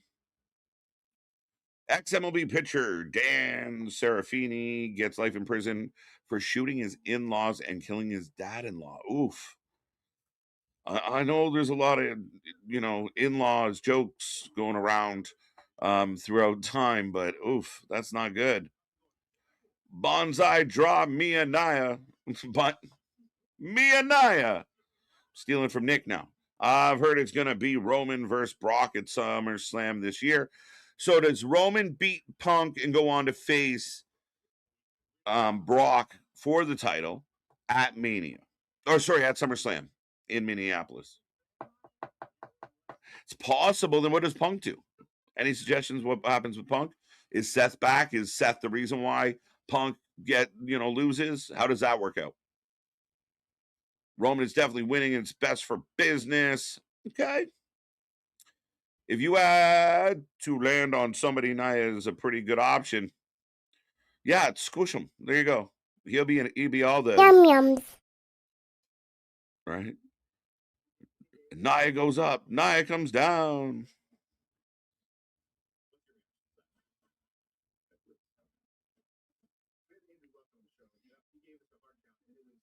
KJ, guess where SmackDown is tonight? The KFC Yum Center. And almost too good to be true. The Yum Yum Center. It is a very interesting name. And I know, as like old man sitting on porch, I've watched things go from like the Gardens and the, even some of the old ball stadiums had great names. And now everything's sponsors. I get it. But I think if you're the KFC Yum Group or whatever that fucking owns half of all our fast food, call it something else, right? Call it the bucket. I don't know. Call it something else. But we're the Yum Center. Okay. All right. I guess it doesn't matter. I know Nick's usually the one mad about names, but I mean, KFC Yum Center just sounds funny. Or all these banks, all, TD Garden. You have fucking, here we got a couple. The big one here is our cable company. Rogers owns it's Rogers Center in Vancouver. It's Rogers in Toronto. It's crazy. Bring back good names like Skydome. The Bucket. Let's go. CM Punk versus Logan Paul. And call it like the 2-piece center. Like, I don't know. Yum Yum. Like, what are we doing? What are we doing? I think Punk is retaining and the Roman goes away for a little bit like he always does. I'm with you, Boston. There's one of the reasons I was critical of this match overall. I could see a world where you run back Roman and Brock without a belt, and Punk does continue to be the champion. Punk's been a pretty consistent champion there most weeks. Good amount of matches. Even when he's not, wrestling, he's in good segments. If Roman wins the title and we don't see him for 6 weeks, that's a problem. So is it better if Punk wins? I know someone else said it's better for business, but Roman's got to hang out, man. If you want to be in the club, you got to hang out at the club. CM Punk versus Logan Paul would be great. I think so. There's stuff to work there. Punk would make Logan look really good, and Logan can do some shit. My only fear with Logan is if he gets a little bit loose and gets a little stiff on Punk, even by accident, does Punk get a little temper tantrumy? CM Punk versus Logan Paul, okay. But see, for the people out there, all this has been predictable and kind of we see where everything's going. Do we? Or do we just wait till it happens and say, yeah, we did? So we get a 2 count, Lash, close. I may be the only one hoping for Logan Paul versus Bad Bunny. Yeah, I wouldn't say I was hoping for it, but I'm not against it. I understand why we would do it. And WrestleMania's always had the glitz and the glamour and the Versace's and the the Cyndi Laupers and all the gusto. Speaking of gusto, am I a Gucci? Am I a Vespucci? Am I a Armani? Scusi, ha un momento per commentare l'accaduto? Scusi, ha tempo di rispondere a qualche domanda? Scusi, ha qualche secondo per qualche domanda? Giovanni Vinci out there speaking for me. Dave, we found him. I know, he's been out there missing. Right. EO pulls Lash out of the ring, and Nia and Rhea are the only 2 left. This has been a really good match so far, sir. I'm surprised this is still going, honestly. It's championship, and again. Yeah, but we've still got Logan Paul versus Jacob Fatu. That's a good one. We've still got a half an hour on the clock. We'll see. So does Drew McIntyre fuck up this main 10 event minutes too? Of commercials, 1 or 2, somebody talking backstage. Maybe. I mean, maybe it's a short match with Jacob and Logan. Oh, does somebody else get involved? Could you imagine Karrion Kross smooth into the Elimination Chamber? Well, I don't know how we get that far that fast, but I mean, something could happen. I can see clearly now the Bronson's gone. As Lash bumps, EO up. Made it work. They might lose marks on the landing, but they're getting high scores. EO up and over. This has been a really good match. Match of the night so far. Now, is that because it's that good or because everything else has been that bad? This is that good, regardless of how I feel about everything else. This is really good. The crowd's going mental. Let's fucking go. Come on now. Anytime you point at head, look smart, and you're going to be over with KJ. Right.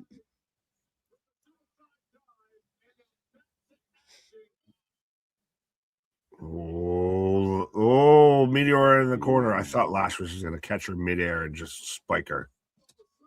Well, I'm glad she didn't, because she's been getting her ass whooped. So walked over Io going up top. This is awesome. We get a "This is awesome" chant. 2, Nia breaks it up.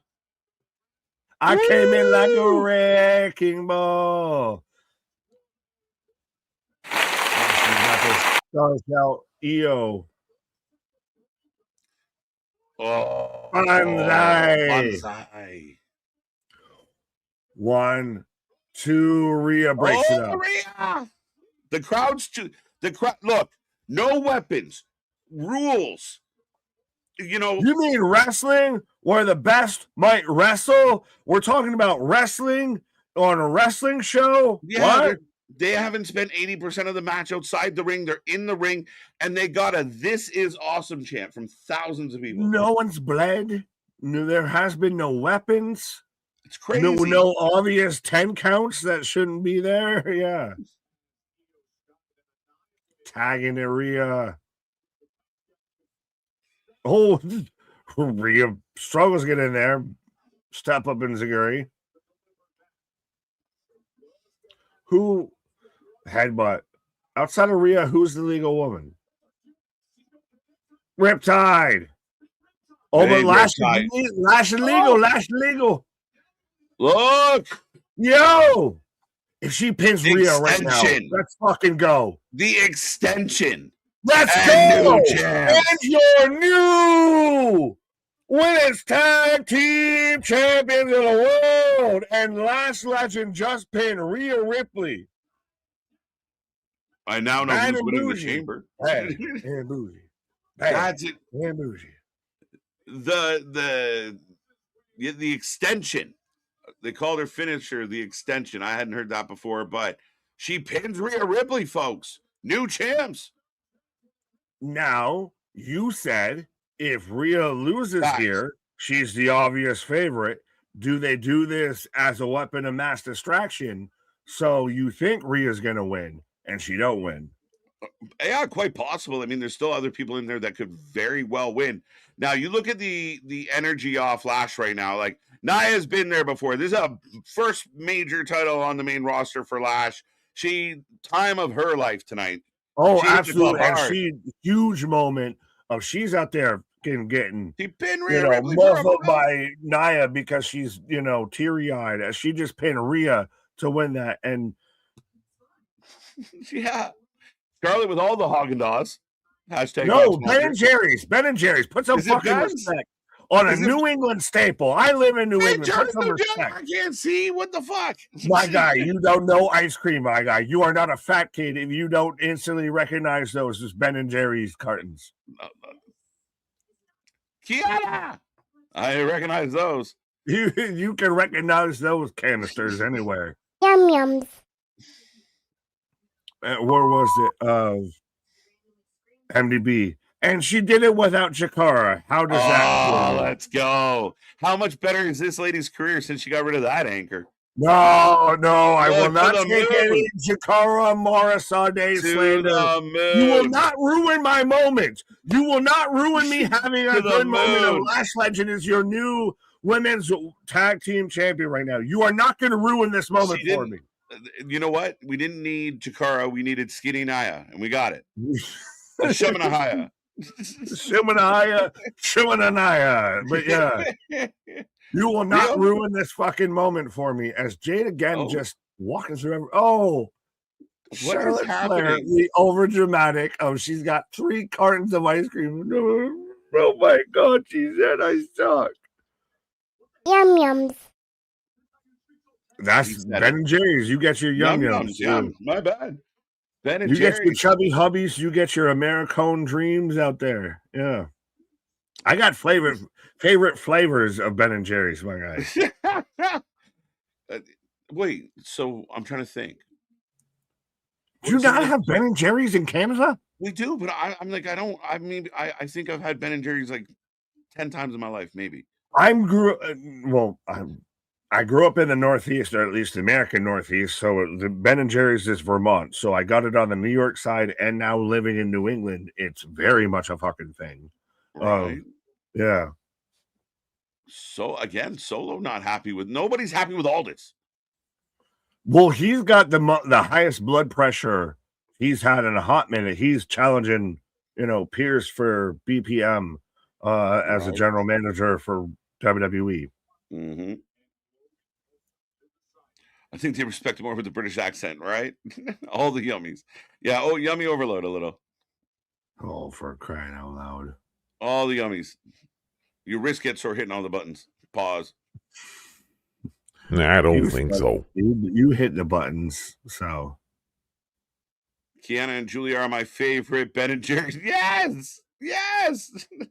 Woo!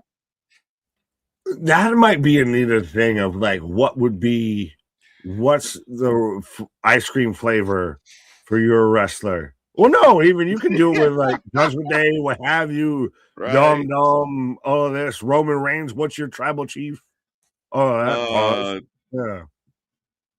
Can they do it? Chicken nuggies and sweet and sour sauce ice cream? My guy, I've seen corn puffs. They've had Little Debbie's and Kellogg's cereal ice cream out there, my guy. Welcome to America. If there's a will, there's a way. Yeah. Ben and Jerry's the one with what is it, like brownie overload? Yeah, that's good that shit. Sounds like a flavor that they would have. Brownie overload. What's like the midnight? I don't know, man. Midnight train to Georgia, but no, Ben and Jerry's is an ice cream out of Vermont. And back to Vermont. We're going all through the factual and actual out there, but yeah, they're very much getting the creative of like Chubby Hubby, all of that.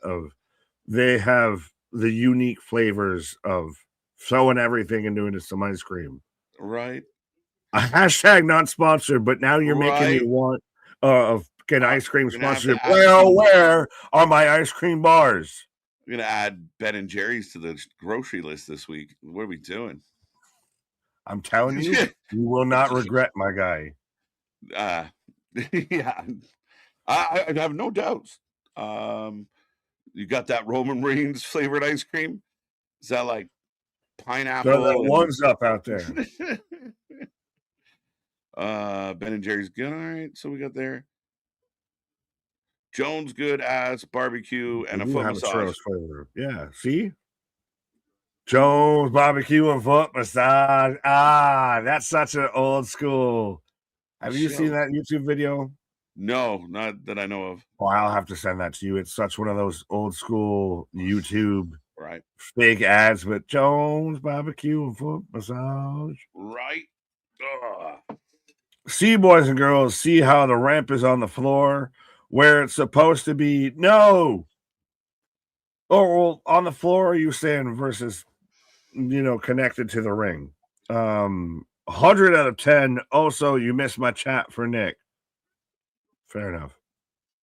Oh, there it goes. Oh, boy. Yeah. No, pull it up. I'll read it. I got to take just a breath before I read it of, oxygen mask.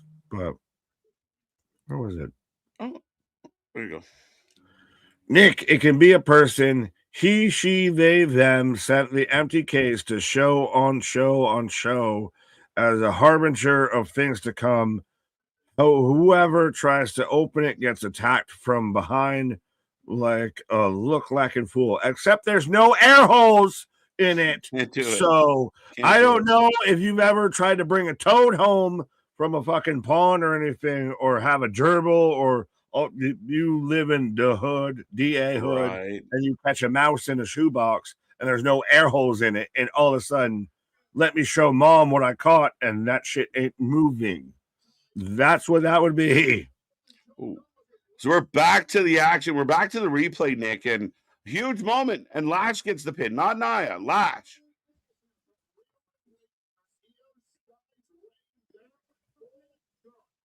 And I heard there was a secret chord. Let's go. Because they're backstage right now. Yeah, this is crazy. That's interesting, though. We had talked about it. We don't know when they're going to get off the Rio ride, but it's going to be a surprise whenever they do. Mm-hmm. So, is this they got off the ride, or are we just on a intermission? Right. I think they're close. I mean, I think the like we said, the tag team division's been good. They've been passing it around. You never know, on any given night somebody could have a title change. We weren't expecting a title change the night before Elimination Chamber, but here we are, and it was a good match. It's been the best match of the night as far as I'm concerned. The crowd was chanting, "This is awesome!" And again, is that people? Oh, I knew it. It's so predictable. I don't know that it was. Does that open the odds, though, for Elimination Chamber? Right or wrong, yeah, for does sure. this open the odds? I said it definitely jacks the odds for Rhea. What about Io? Is she in? Was Io's maybe? I'm just reading this comment. I thought she was. Tiffany, Rhea, Alexa, Asuka, Kiana James, or Raquel. Oh, there you go. So it doesn't matter. Io's just going to follow along. Well, and that could that have been now where it becomes an issue of if Rhea wins, hey, we just lost and you're already moving on to a world title. You don't give a fuck about me. Right. Excuse me.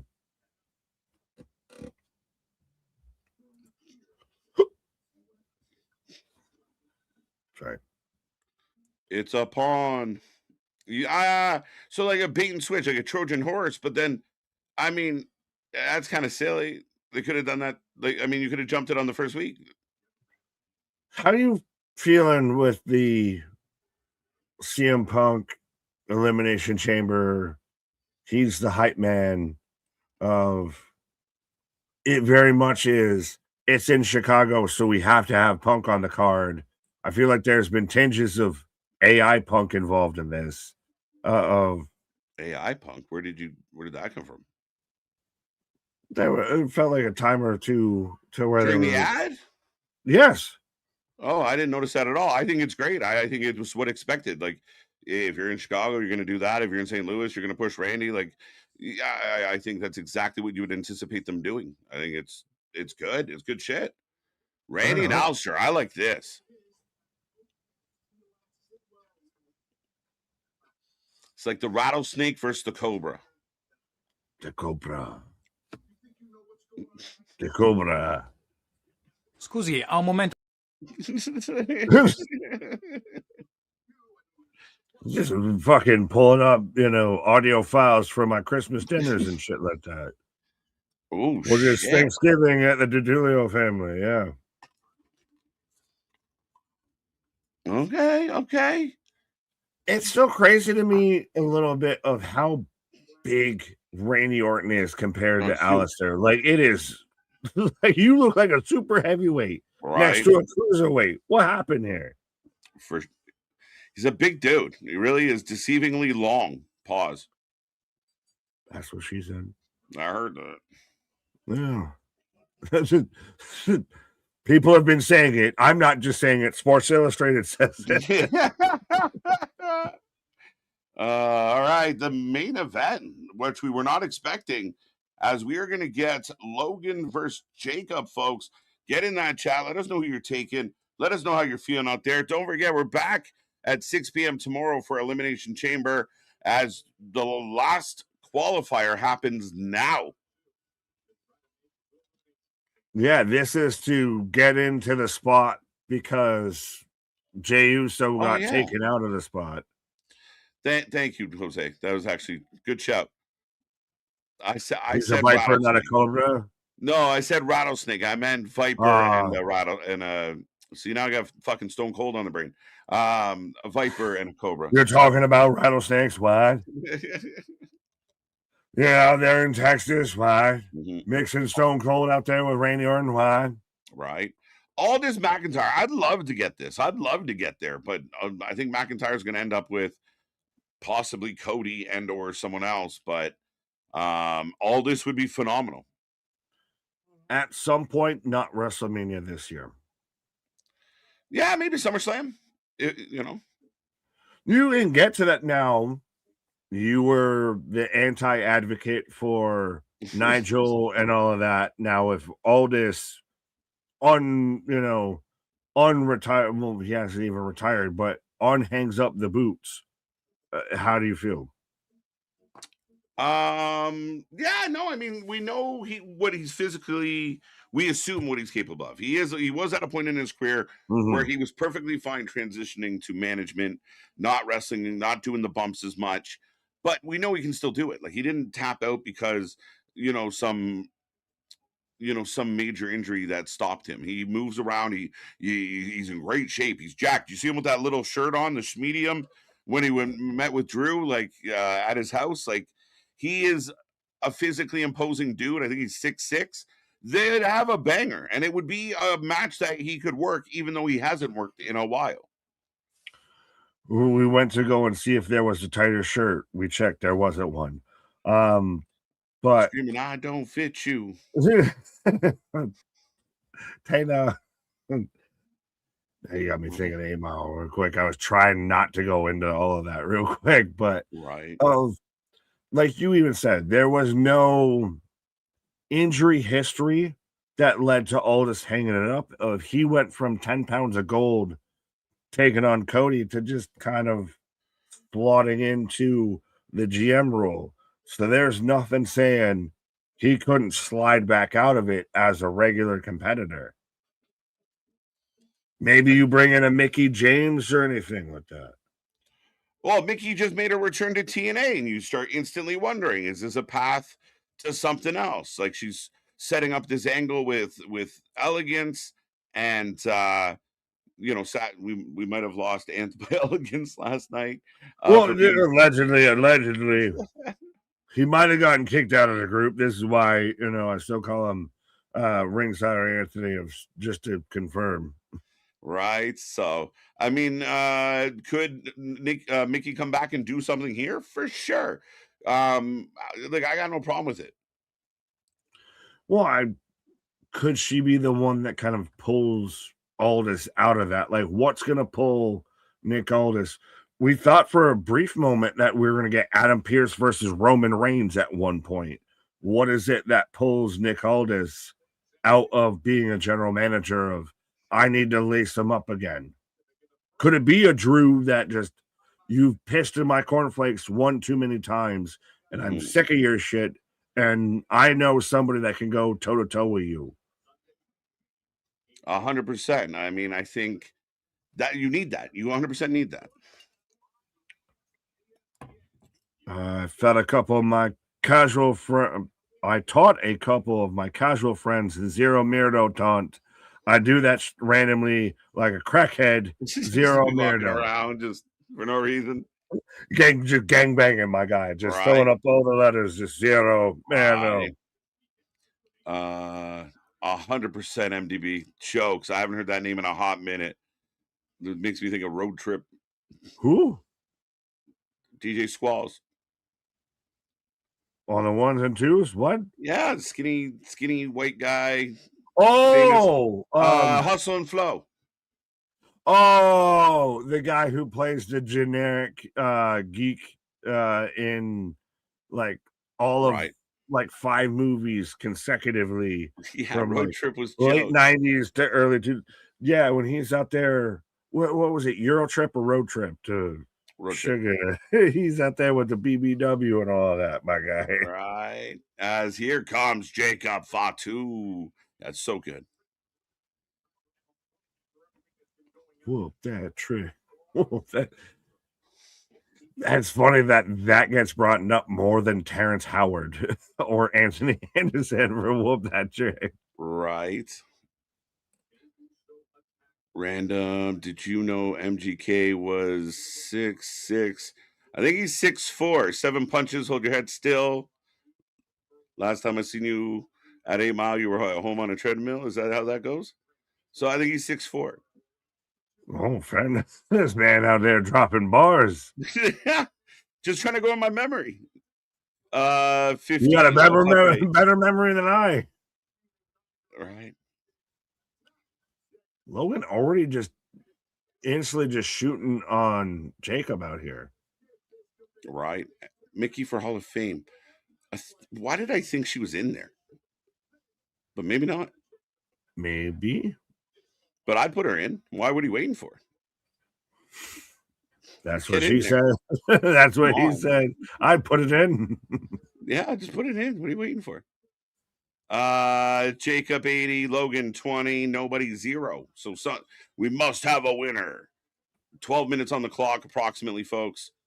Well, I mean, if you don't have a winner, who the fuck goes in? So right, like, oh, now we got problems. Now you got to add an extra person. You just started as a triple threat. I thought that wouldn't be a bad idea if you were going to shoehorn Brock in there. Right.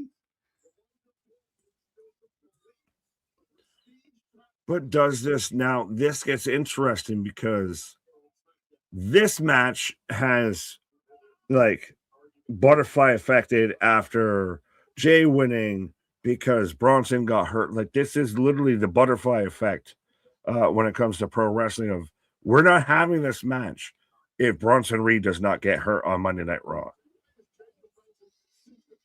Yeah. Yeah, no, 100%. Why would it? Right? Like you already had a plan. Well, that's locked in. I think that's why they wrote off Jay. Now you've got it. That's the always interesting part with pro wrestling of every story, whether it's meant to go that way or not, has this ripple effect. Well, for me, if they are able to kind of keep this going, have a good chamber, go the 6 weeks or whatever it is, get us to Mania. Mania does its job and does what it's supposed to.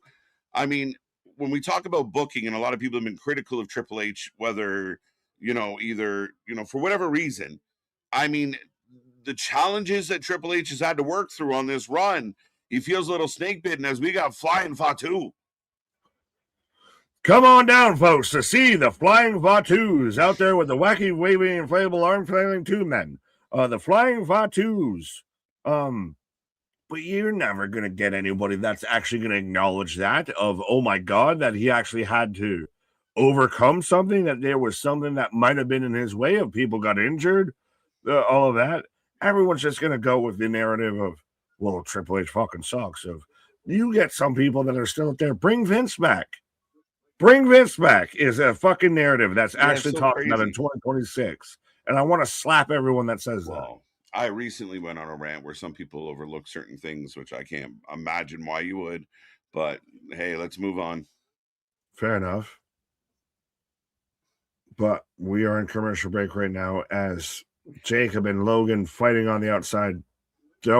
Never throw a Samoan into the ring steps. Don't you know they have hard heads? See, that's a wrestling stereotype, not an actual stereotype, folks. It might be an actual stereotype, to be honest. I think it applies across the board. I didn't, but I mean, again, you got to be known for something. Fair enough. All right, so Takeshita wins the New Japan Television Championship. How does that help AEW? If I'm New Japan, I don't give a fuck about AEW right now anymore.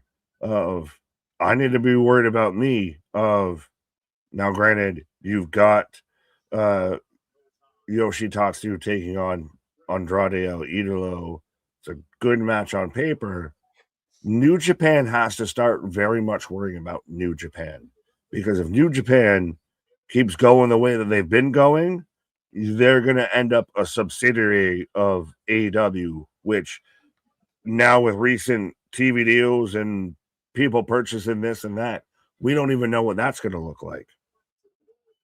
Right. As Logan is in control right now. Austin jumping on Jacob. Yeah, I think this is coming up. The first hour of WrestleMania will be on ESPN2 on Saturday and then on ESPN on Sunday. Why are we fucking around? Breaking news. I don't even know if that's even accurate, but both nights of WrestleMania will start at 6 p.m. in the first hour of night 1 of WrestleMania will be on ESPN2. The first hour of night 2 of WrestleMania will be on main ESPN. Why? If that's, now that we've had two people say it, But Mhm. if that's the case, just why? Like, unless what is blocking WrestleMania from being on mainstream ESPN? Yeah, I don't know. I'm just finding out with you, so I'm not even sure. That to me like seems so weird that you would start a show on one or in one place and move it to another in the second hour. I think that's bad for business. Yeah, especially when you're doing this on your paid platform. Most people that would be getting this are on the ESPN Unlimited or the VIPN if you're, using the best way. Yeah, Mickey got fired. Yeah, that's long been in the past, Bernard. She's made appearances since then. Yeah, that's long and buried. So I don't think much mending. And guys like Canyon Seaman, it's his name, Google it. Aren't there anymore. So yeah, that's long in the past. I don't want to, but you said Canyon, so I almost wanted to go, who better than Canyon? Who better than Canyon? This all good. Backup plan after Reed injury.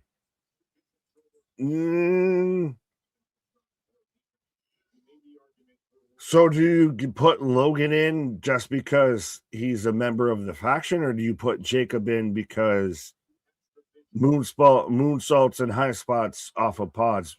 Frog splash, nobody home. Well, there's no lack of high spots. Oh, super kick. Down he goes.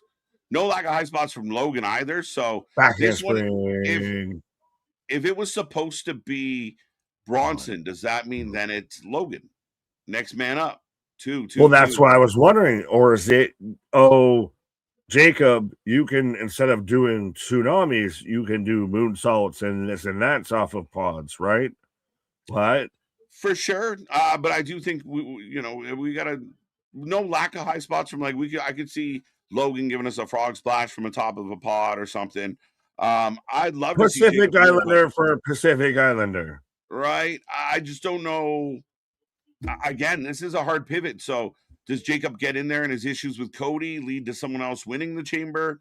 Do you have Logan get in and the masked man gets involved in the pods and the chamber? Possible. Yeah, you imagine they've had some long creative meetings trying to fucking reassemble some things over the last little bit here. Road Dog's out there just playing with crayons like he's got the map of, look, I got to the end of the puzzle. Hunter. Yeah, that's Road Dog out there. Right. Oh, blockbuster from Logan. Right. Springboard moonsault overshoots it, but we recover. He rolls him into him. 2.5.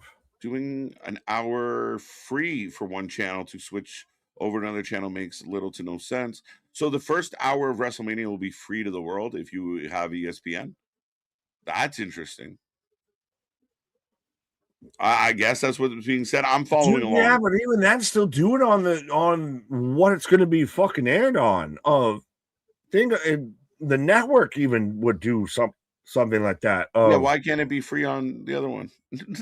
Air it here, and then if you want to continue on, folks, then you got to make sure you subscribe to .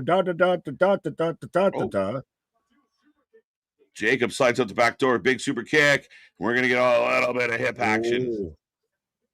The hips don't lie. Shakira gets involved, eats a super kick. But yeah, of WrestleMania of all things, you have to bare minimum be a little dabble do ya if you're gonna tease people into this. Oh, big low blow as Jacob grabs Heyman, who was on the apron. The right hand, dude. Frog splash. 1, 2, 2 count. Dun dun dun. Heyman beside himself, and notice how they show the Hall of Fame ring. MDB filling us in with some more information. It's Mouse Man. Down goes Theory. Logan Paul just starches that man out. We're going to unmask this man right now. Who the fuck be you? No way. No way. Who is it? Who the fuck are you? Even Testator, I've never seen a guy ever. It's a decoy. It's a decoy.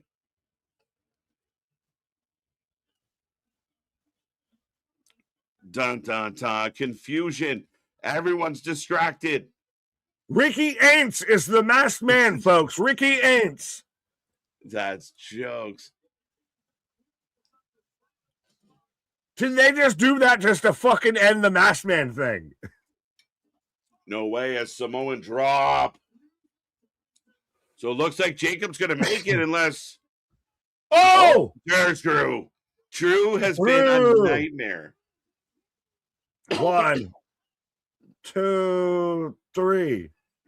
And it's over.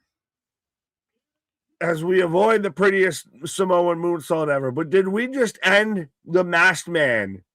Just fuck it. We're not going to be able to pay this off the way we wanted to. No. So just I'm just asking. No. I'm just asking. Did we just get the Lee Harvey Oswald, the masked man out there? They would have just did it. Who the fuck is that guy? They're not going to have a fucking empty reveal to end the storyline if that was their intent. It's a decoy. It's definitely a decoy, and it's got a lot of people. I'm not saying it was their intent. Was it their way of, we got to put an end to this. We got to do something they with it. They wouldn't bother to do that. They're not that panicked. Like, they're not like, just throw any random guy out there, and that's how we'll end the story. Lee Harvey Oswald. Yeah, no, I don't think so, bro. I didn't get that impression at all. I thought if they were going to do that, you would have seen the masked men show up again in the same match, like to prove that it was a decoy. Yeah, I thought there would be some like, but nobody knows who the guy that had the mask taken off. Drew gets the title onto Jacob's head. Jacob loses. Logan's now in the chamber, which felt like it was going to be the storyline, but Masked Man tomorrow feels like the reveal that we're going to get. To me, that was just a random decoy. They should explain it, though, at some point. But we got one member of the Vision pulled out, so we had to pull another member of the Vision in. Yeah. We're playing optometrist out here. Right. As SmackDown goes off the air, folks, we take a rating out of 10 for every single SmackDown and every other show that we do. So make sure you get it in the chat. What did you like? What didn't you like? Let us know. I'm going to say no. The Masked Man thing continues. 100%. Drew has no beef with Fatu. Drew's had nothing but beef with Fatu. What do you mean no beef with Fatu? Where have you been, Mega Buddy? That was the whole, allegedly he's the one who took him out of... Jacob showed up at the cage match in the 3 stages of hell between him and Cody, and it essentially helped Drew win the world title.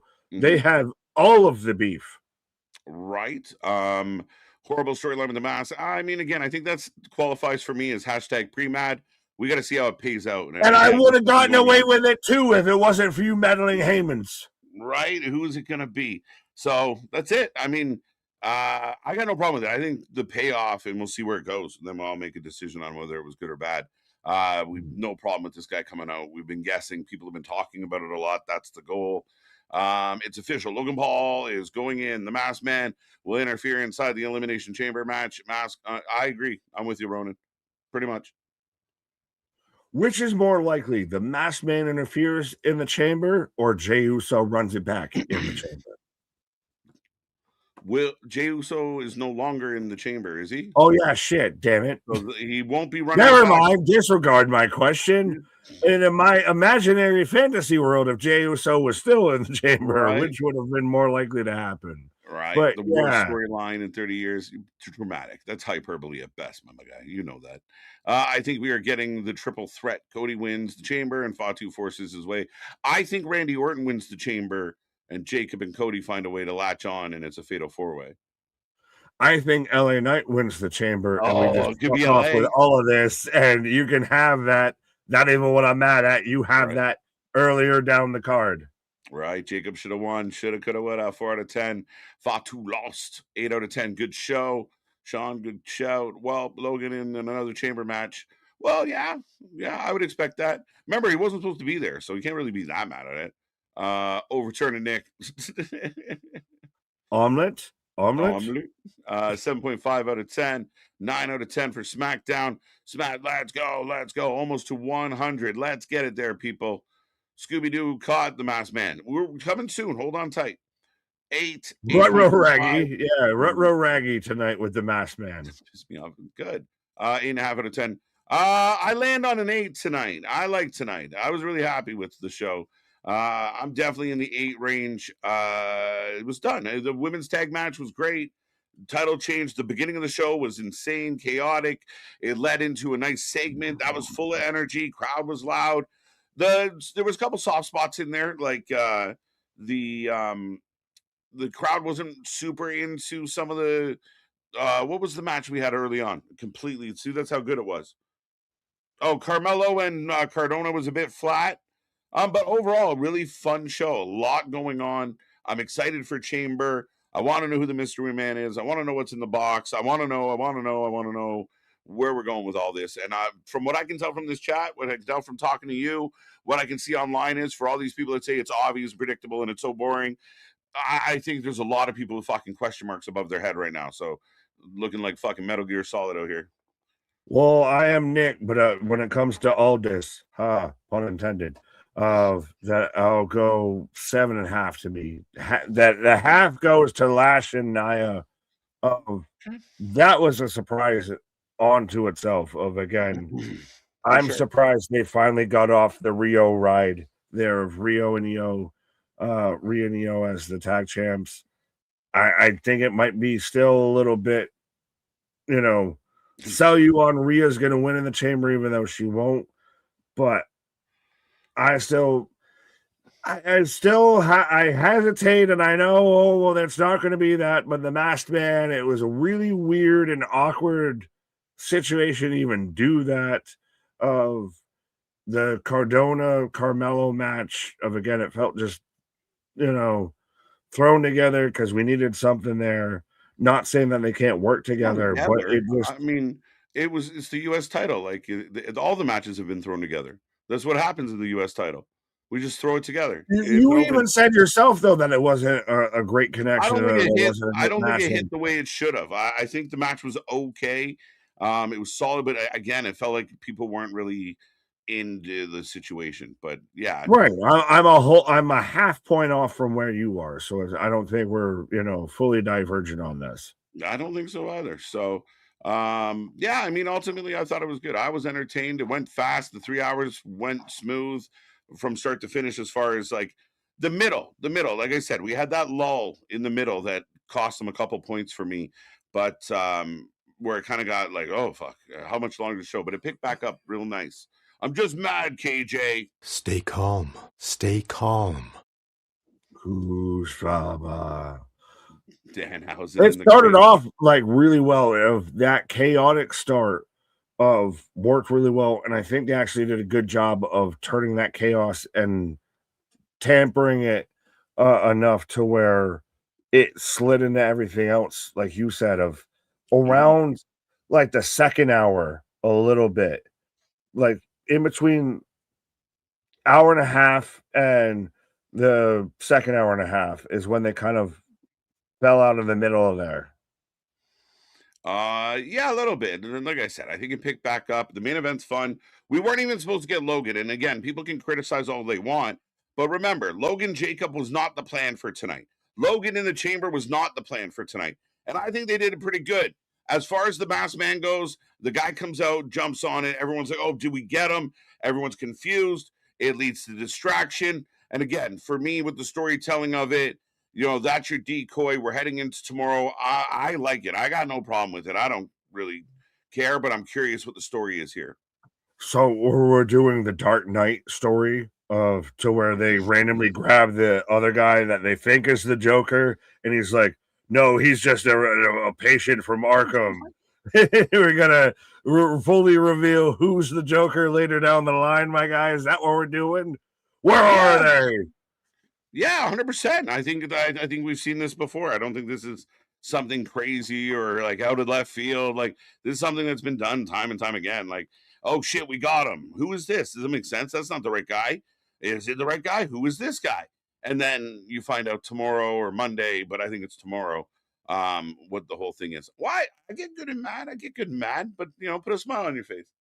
Let's go. 7 out of 10. You're positive. Be angry for once. Do you not watch Wednesdays? Let's go, Chamber. Let's go. 8.5. I like it. But yeah, I mean, I got no problem with that. I mean, we've seen this. It's nothing like I wasn't shocked that they did it. I was like, that's not going to be him. When they grabbed him, I knew it wasn't going to be the right person.